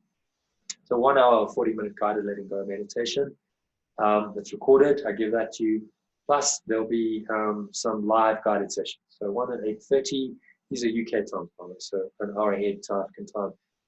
So 9:30 South African time, 1:30, 6:30, and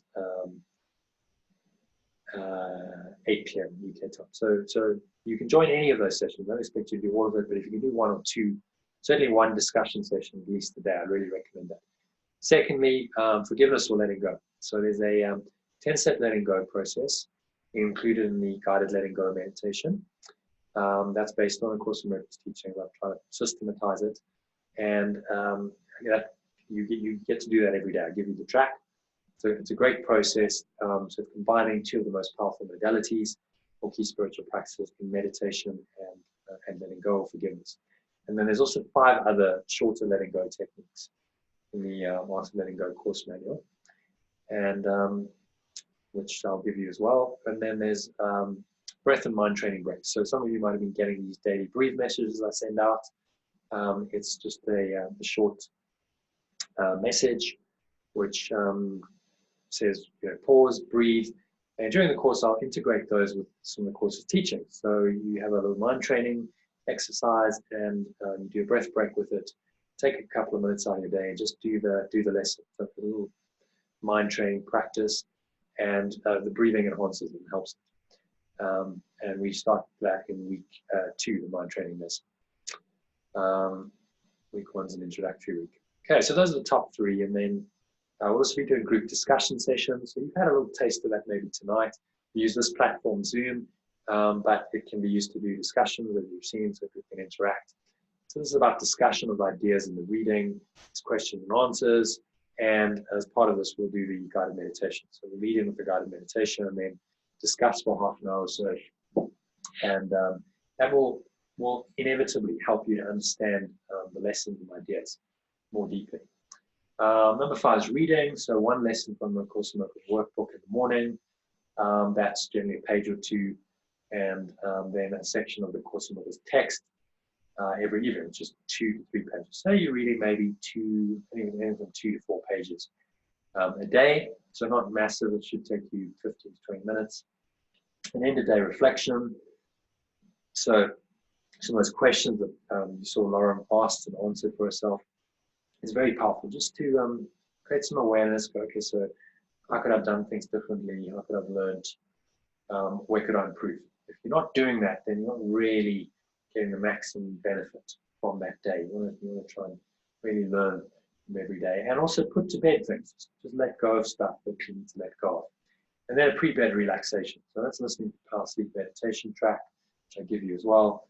Before bed, I do stereo headphones, and that just starts to entrain, uses technology called binaural beats, which entrains your brain waves through these beats, tricks your brain into thinking that you've got these different frequencies going into the brain, and the brain waves start to resonate with that frequency. So you start to get sleepy when you're not thinking as much. The brainwave patterns start to slow down, go into what's called an alpha state. You naturally tend to become sleepy, and you will fall asleep more easily and sleep more deeply, which is a big problem in today's world. Maybe you have sleeping issues, maybe you don't. This will help. I'll show you a couple of comments who said that they really started to sleep a lot better during the course. So a little bit of the structure. In week 1, we'll do an introduction. We'll explore some theory behind the course. We'll go through the first chapter of the Course in Miracles text as part of that. Read and discuss it. We'll work through some processes and exercises in the Art of Letting Go course manual. And then in weeks 2 to 6, we'll be working through 35 lessons in the Course in Miracles workbook. 1 lesson a day. We'll read and discuss chapters 2 to 5 of the text. and we'll do some longer guided meditations during the evening discussion sessions as well, and the holotropic breathing session to conclude. So that's in a nutshell, that's what we'll be doing. Just to give you the dates and times, the course is going to start on Sunday. Sunday's the introductory session, so if you want to do it, preferably don't miss that. And end on Sunday, the 27th of October. So it's 6 weeks in one day. Live meditations at those times, so 9:30, 5:30, 6:30, and 8 p.m. or 9 p.m. So you can connect at any one of those times, and I'll email you details about those. Discussion sessions will be held on weekdays from 1:45 to 2:15. So we do the guided meditation to start with, leading into the discussion, and then in the evening from about 9:20 to 10 o'clock. So it's a nice kind of wind down for the evening, and then you start your bread preparation ideally. Saturday afternoons we'll do an hour, so we'll do 1:45 to 2:30, and that'll be it for the weekend. We have Sunday off, where you can just reflect, catch up on some of the stuff you missed. All of these sessions will be recorded, so if you miss a session, it will be available for you in the Facebook group as a video and also as an audio recording. So you might say, I don't have the time. This is what most people say. This all sounds great, but I don't have the time. So what I'll say is, if you watch any TV or if you do anything distracting like surfing the web, just do an hour less of it in the evening.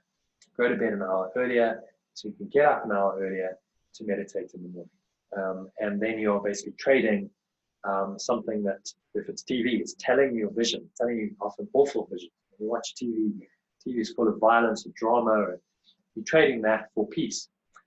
It's a very good trade in spiritual terms. Even if you completely chock-a-block in the evening, just try and go to bed a little bit earlier so that you can wake up earlier. And meditation is a substitute for sleep. So if you have to get up, say, half an hour earlier, if you do an hour's meditation, you'll find that refreshes you. If you actually won't feel tired, you should feel more energized because of the meditation. Second way of doing this is integrate the key spiritual practices into your daily routine to make you more effective and productive. So you can take breath breaks during the day, just take a break. That's a very helpful and productive thing to do, to take 5 minutes out every hour and a half, just to refresh, reset, and then you go back to work, and you're generally more effective after a break like that. Also, you can do the discussion sessions during your lunch. So 1:30 to 2:15 is pretty much over lunchtime. For most people, you can just go, right, I'm gonna take my lunch over this time, and you can eat your lunch while you're listening in, and you don't have to participate necessarily. Hopefully you will, but you can kind of multitask and have your lunch at the same time. So that will save 45 minutes, which could be wasted. And it's actually a very good idea to take a break for lunch and not work through it. Second objection you might have is that I'm not ready for this. So I mentioned that if you're over 30, you should be ready. You should be starting to be ready. It's just an excuse to avoid taking responsibility for your own happiness, flow, fulfillment, purpose, and success. So no one else is going to do these things for you. In case you hadn't realized that already, no one else is responsible for these, and only you can do it for yourself. Also, your life is not going to last forever. So you probably know how quickly 20 years go by. Some interesting things have happened in the last couple of months. A couple of the old Springboks, given that the Rugby World Cup's almost upon us, have died. Remember the guys in '95, James Small, Chester Williams, who played in that team? Well, they passed away, and that was 25 years ago nearly. So a quarter of a century just gone. It doesn't seem like a very long time, does it? So our lives go by very quickly, and if we don't do something about it, we don't do something to change it, they just tend to carry on in a repetitive pattern. I know someone in my family, I'm trying to write a book for over 20 years, about 25 years, and she still hasn't done it. Managed to procrastinate and distract herself and do all kinds of things, and now is in a place where she's like, well, actually, I'm not really enjoying my job, I'm not enjoying my life very much. And one has to wonder, if she'd done this 20 years ago, how different her life might have been for the last 20 years, and how different it might be now. And then finally, we'll give you all the tools and support you need to do. So you're not on your own. It's a supported, guided, facilitated process. Some of the tools I'm going to give you, I'll run through them quickly. You'll get the Art of Letting Go course information exercise pack. There's a lot of great stuff in it. So the 10-step letting go process I've mentioned. The outline is also a written worksheet you can use if you like to work through things in writing. Instructions for 5 short letting go processes for quick release. So I've taken you through one of them, the 2-step letting go process. There's 4 others. I'll give you all of that. So the idea is, in the moment when you're challenged, you've got all these techniques and you use whichever one works for you. You'll probably have 1 or 2 that work for you, and you use those. 2 documents to help you understand the theory of letting go better. So just to make it, a lot of this theory can be quite complex, just to make it as simple as possible with diagrams. Robin called one of them brilliant, really helped her to understand it, so hopefully it'll help you too. A worksheet for the manual game exercise we're going to do, worksheet for the blueprint for your higher self and purpose exercise. So these are very, very powerful. It's experiential. It's about finding what game you play, the game your ego plays, which isn't really serving you, but we get sucked into these patterns. Once you become aware of that, you can then turn it around. That's what the blueprint for your higher self and purpose exercise is about. We'll work through all of this during the course in the session. 5 extra transformational and mind training exercises. So 12 pathways to higher consciousness. There's a map of consciousness to help you navigate the levels of the mind. Daily schedule planner to help you structure your ideal day. So to flow, you really need a little bit of structure. So if you're doing these things like meditation and breath work and discussion session, that creates a little bit of structure, and around that you're able to flow. So there's a paradox in there inherent in it.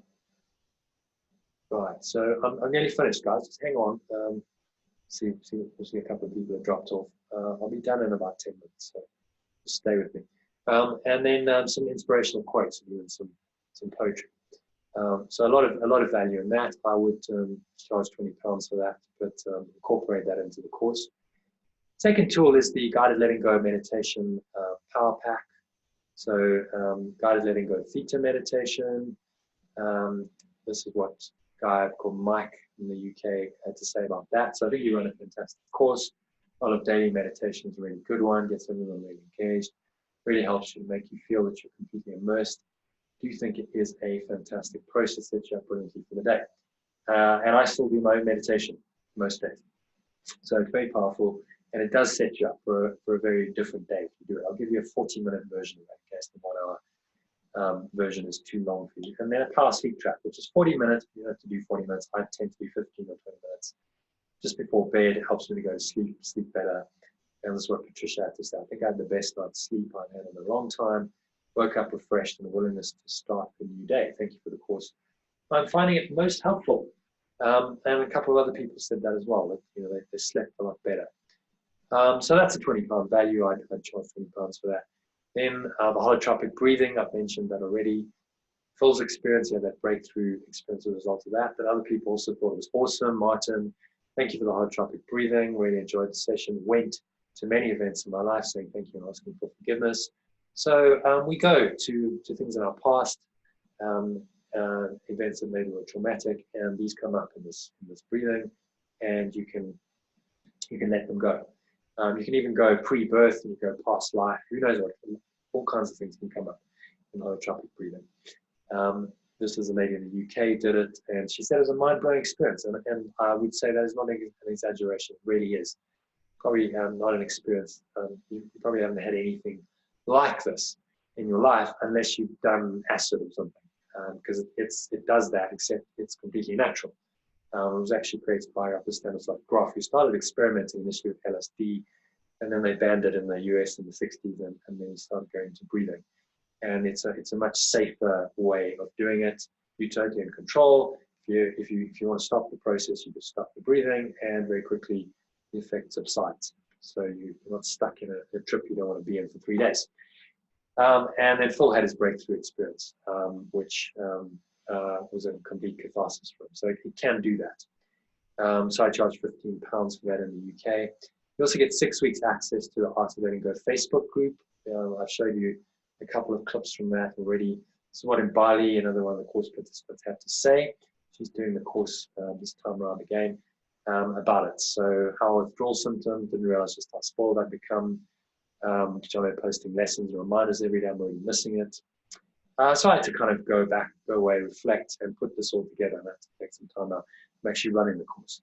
But I'm back, and my idea is that this course will continue after 6 weeks if you want to stay with the process. So there's a lot of value in that. It's say £1 a day easily, so £42. You'll get some reminder emails, 4 daily reminder emails, which have the lessons and the text. So as I said, you don't need to buy the book. If you have the book, great, you can use that.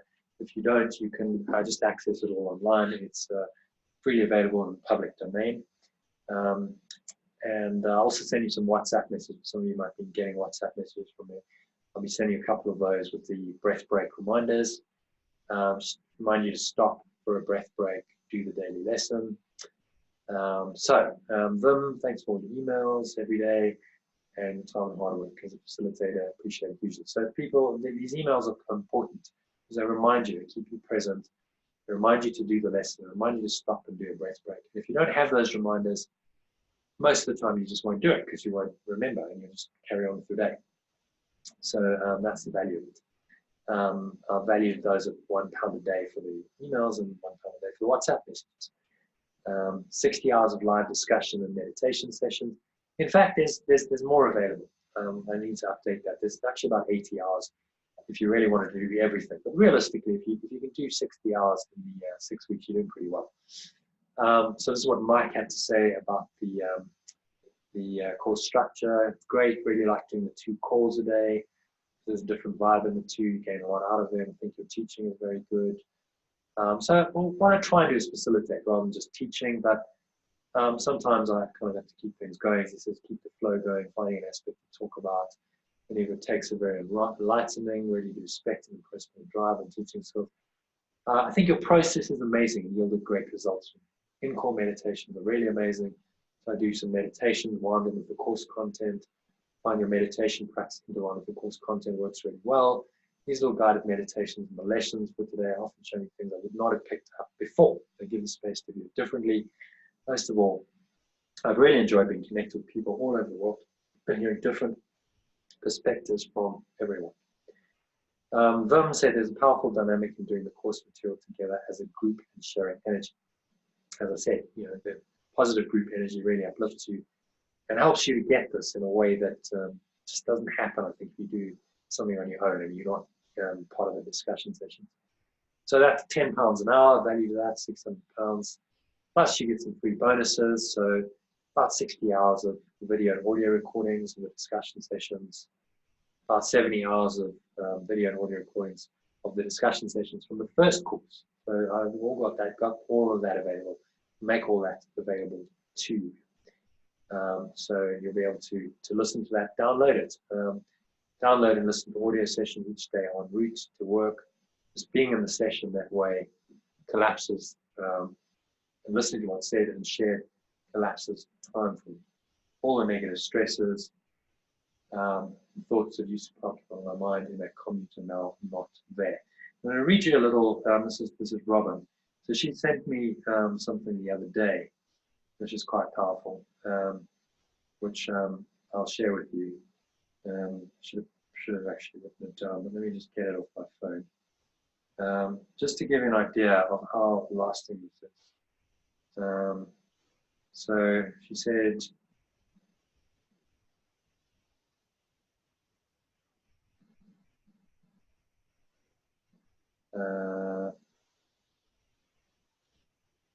thank you for the guided meditation. Really appreciate it. I did it last night at 2 a.m. when I couldn't sleep, and it helped me to let go of my stressful thoughts and go to peace. What a blessing! So she's still getting value out of it, out of those sessions, nearly a year later. So they have an enduring value. There's the Facebook group, and that's I post the recordings on there. And you can see people post on these things. Start an online conversation really. Plus you get some free bonuses. So 130 hours of video and audio recordings of the discussion sessions. and you get 2 days access because it's only starting 2 days. But still, if you sign up tonight, I'll give you access tomorrow, so you can go and browse around the Facebook group and listen to some of those talks. So total value of all of that, over £1,000, £1,043. Don't worry, don't freak out. I'm not going to charge you that. Just showing you that that's the value. 1043.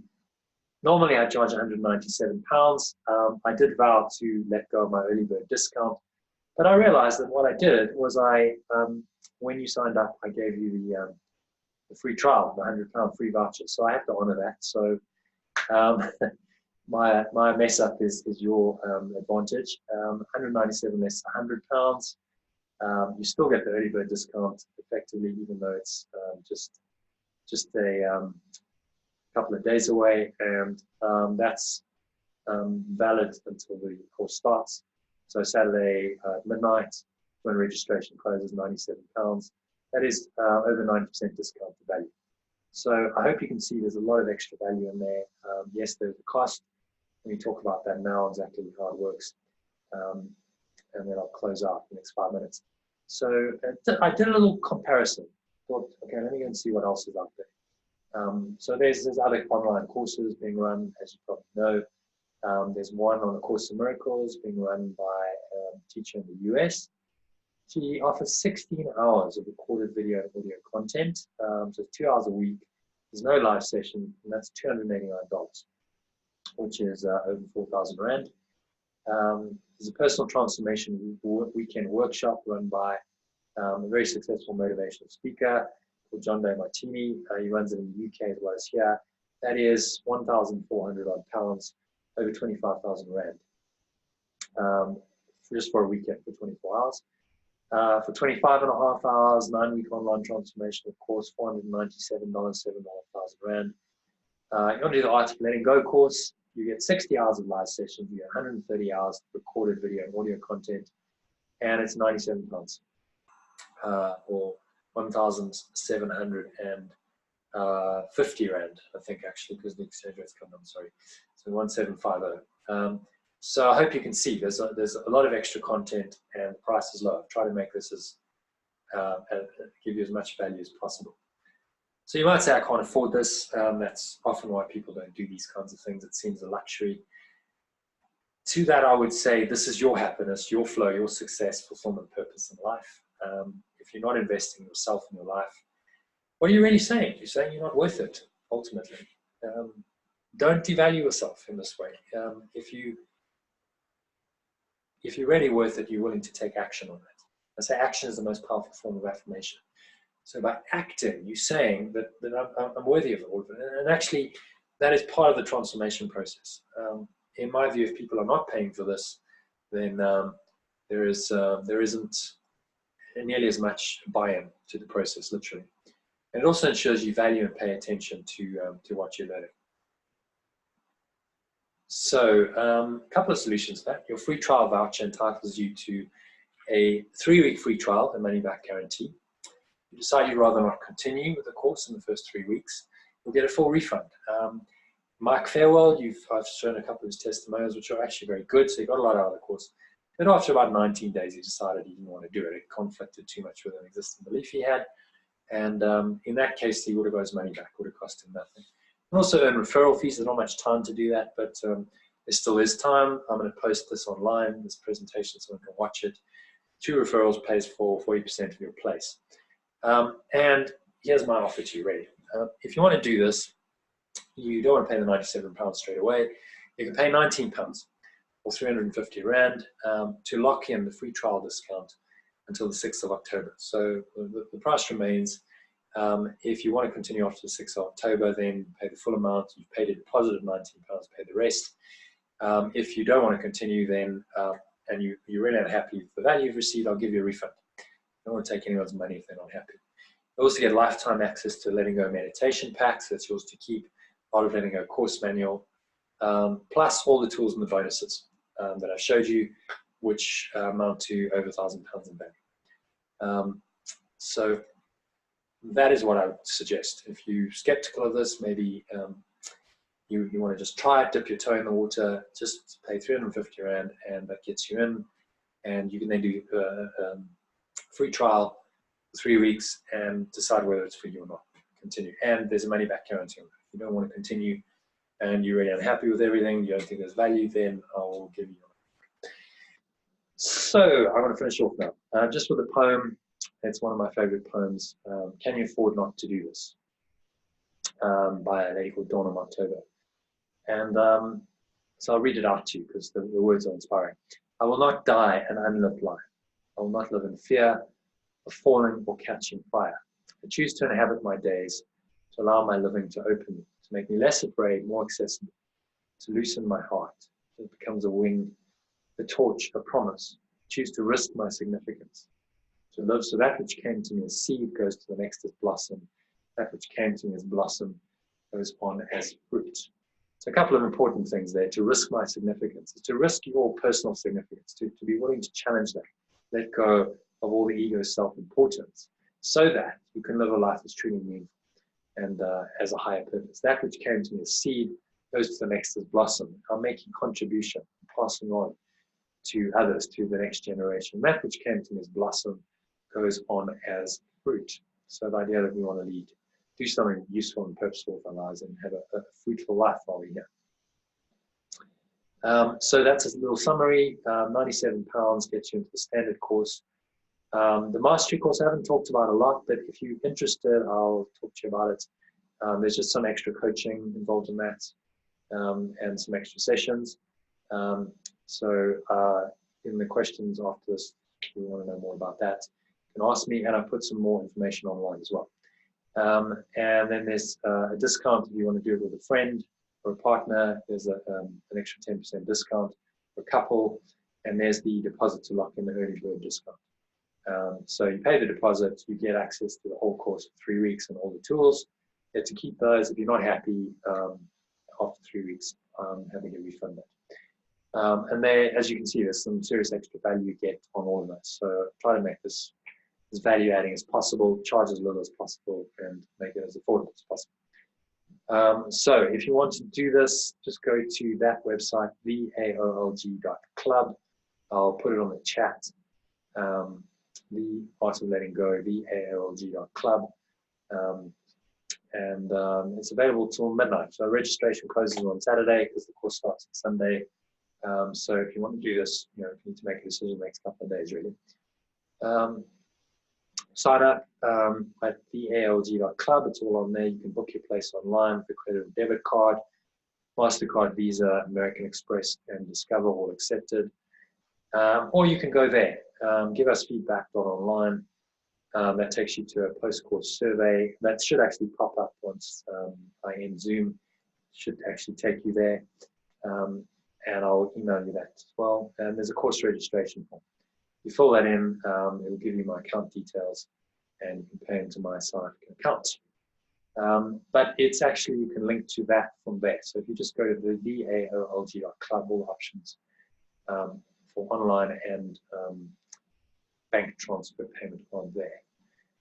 So a little bit about my mission. This was actually courtesy of Debbie. Thank you, Debbie, for reminding me to put this on. This is what it's about, really. Ultimately, it's about creating and supporting a conscious global community of people committed to living their lives in a happier, more flowing, more purposeful, and truly successful way, to sharing these values wherever they can. That's really the Lifeboat mission.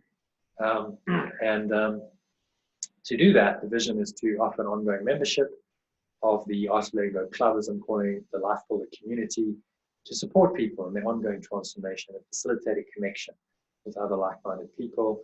I'm in the process of developing a mobile app to facilitate all of this, the online discussions, the meditation, the breath breaks, and all the messages in one platform, rather than having it through Zoom and WhatsApp and email. All be on one platform. Hopefully that'll be ready in January next year. The idea ultimately is to build a social network, and that becomes the conscious global community I was talking about, supporting people and helping each other to find happiness, flow, purpose, and true success in their lives. And then there'll also be an income opportunity. I think that's an important part. Spirituality often is divorced from money, and if you can find a way to earn extra income, ideally a passive income, that helps you. You're less stressed, you're more open, you're less fearful, you're more able to give and be generous. That is all very spiritual. So there will be that aspect to it. And if you're in the mindfulness-based business, you'll be able to market your business via the network in a permission-based way. So that's the vision, that's the grand plan. Still a lot to do, but that's where I want to go. So just to wrap up, I mentioned earlier Einstein's definition of insanity, doing the same thing over and over and expecting different results, which I think is one of his best quotes. He also said that the significant problems we face can't be solved at the same level of thinking we were at when we created them, which is a very, very pertinent. So we're never going to solve the problems created by our ego at the same level of thinking. We have to change our thinking, but changing one's thinking isn't that easy. And that's really what transformation is about, transformation of mind and of thought. And this is what the Art of Letting Go is designed to do, to change your level of thinking, to raise your level of thinking to an entirely new level where you can see things differently. And because you're seeing things differently, you're not as stressed, you're not as worried, you're happier, you're more creative, and you tend to be more flowing, happier, and get better results. And that's what the Art of Letting Go course will do for you. So it's a choice. Which road will you choose? You can choose to ignore this presentation, carry on with life. Oh, that was a nice presentation, I enjoyed it, and carry on the way you carry on, the highway of life. Or you can take a little bit of a different way, the road less traveled, as in Scott Peck said, which will give you a different experience, which will give you a higher experience, which it'll challenge you, it'll change your way of thinking. All kinds of different things happen when you start going down that road. You have a totally different experience on that road compared with on the main highway of life. So that's my invitation to you. Hopefully you'll be willing to take the red pill and not the blue pill. So this is a scene from the Matrix. It's Neo, that's Morpheus. Morpheus means transformation in Greek, by the way. And so he's saying to him, well, what do you want? Red pill, blue pill. Red pill means you transform your life. I take you down the rabbit hole. I show you everything. I show you how far down it goes. Blue pill, you wake up tomorrow, you forget all about this and believe whatever you believe. So that is the choice. Hopefully, you'll take the red pill. You'll choose to go with me on this journey. It'll be my privilege, my honor to guide you along with Jesus, who I think is the greatest spiritual master who's ever lived, and take you down that rabbit hole and show you who you really are, why you're really here, what is it all really about. And in the process, you start to find your true purpose and your true meaning in this world. And that's really why we're here. That's the only reason why we're here. Who are we? Why are we here? These are the ultimate questions. That's what the course will help you ask and answer for yourself. Because it has to be in your personal experience. And I tell you, it's not really, it's not what it's about being able to realize this for yourself. So which way will you choose? I hope it's going to be the red pill. But if you have any questions, if you're not sure about anything, now's the time to ask. So I'm just going to unmute those survivors. Well done, guys, for staying till the end. See a few people dropped off. Debbie, you still there? Great. Phil? Yeah. Yeah, still there. Great. Yeah, thanks so much for staying till the end. Really appreciate it. I hope you enjoyed that. I hope it was educational, and that you'll do something about it. Are you guys keen? Have you got any questions, first of all? No questions. It's clear, man. Okay. No, I'm fine. Thank you. Yeah, good. I'd like to do it actually. But can I ask you to WhatsApp your this presentation just so I can send it to a couple of people? Okay. I can't obviously WhatsApp the whole presentation. It's a very big file. But I will. No. I mean just the link. Yes. Just the link. Yeah, I will upload it to. Oh, will you? Where will we find it? So I will send you a link to tomorrow. So check your email tomorrow. Okay. There's a link where you can go, and it'll be on a page, and from that page they can then access the ALG.club, which is where you can actually sign up, pay either the full fee or the £19. So the £97, it's 97 pounds is 1,750 Rand equivalent. Or you can just do the 19. Just come in for 19 pounds, 350 Rand. That gives you the first 3 weeks. That's probably the most risk-free way of doing it, and then decide whether you want to continue. It's up to you. And so I will send you a link to the presentation. I'll send you a link to this thealg.club. Take advantage. As I said, the registration closes at midnight Saturday. Ideally, if you can let me know tomorrow, that would be great, because I'm sending out emails in preparation for Sunday when we start the course. Then I'll just put you on that list, and you'll get those emails. Otherwise, I've got to forward them on to you. But you need a bit more time, till Saturday evening. If you've got any questions that arise, feel free to WhatsApp me or email me or call me. Happy to answer them. But I try to make the presentations comprehensive as possible. So it's all in here, and you can go watch it again, because I'll upload the recording tonight, and I'll send you. Yeah. Thank you so much, John. Hopefully you're both Phil. You keen to do it? Yeah, man. I think I'm in. Great. Okay. Excellent. Fantastic. Yeah. So if you want to start learning the Course of Miracles, just getting into it, this is a great way to get into it. Robin, a couple of people did it who had no experience of the course. Robin was one of them, and she just said, it was a great way for her to get into it. She said, I probably would have been totally lost if I tried it on my own. So that got her into the course, and she's still studying it regularly, become a practice part, and as you saw, it's helped her immensely. So it's a really good way to start it. I know you've read Disappearance of the Universe, nice introduction, but you want to get into the course. This is designed for exactly that, for someone who hasn't necessarily done the course or read the course at all. Just go, right, take me in from fresh, and I think you'll find it very helpful. So great. I will send you both an email tomorrow morning with the details, payment details, links, etc., to watch presentations. If you can either do it via a card, or you can do it just bank transfer, whichever you prefer. I'll send you all those details. If you do it, I'm going to be sending out an email probably tomorrow late afternoon, evening, in preparation for the course. So if you sort it all out tomorrow, then I'll put you on the list, and you'll get that email, and you can start. I'd send you a link to download the meditation, the Art of Letting Go course manual, get you into the Facebook group, do all that stuff before Sunday. So you're ready to roll once we start. Thank you. Yeah, my pleasure. Well, thank you. Thank you again for your time. Oh, thank you, John. That was cool, man. Good. Glad you enjoyed it.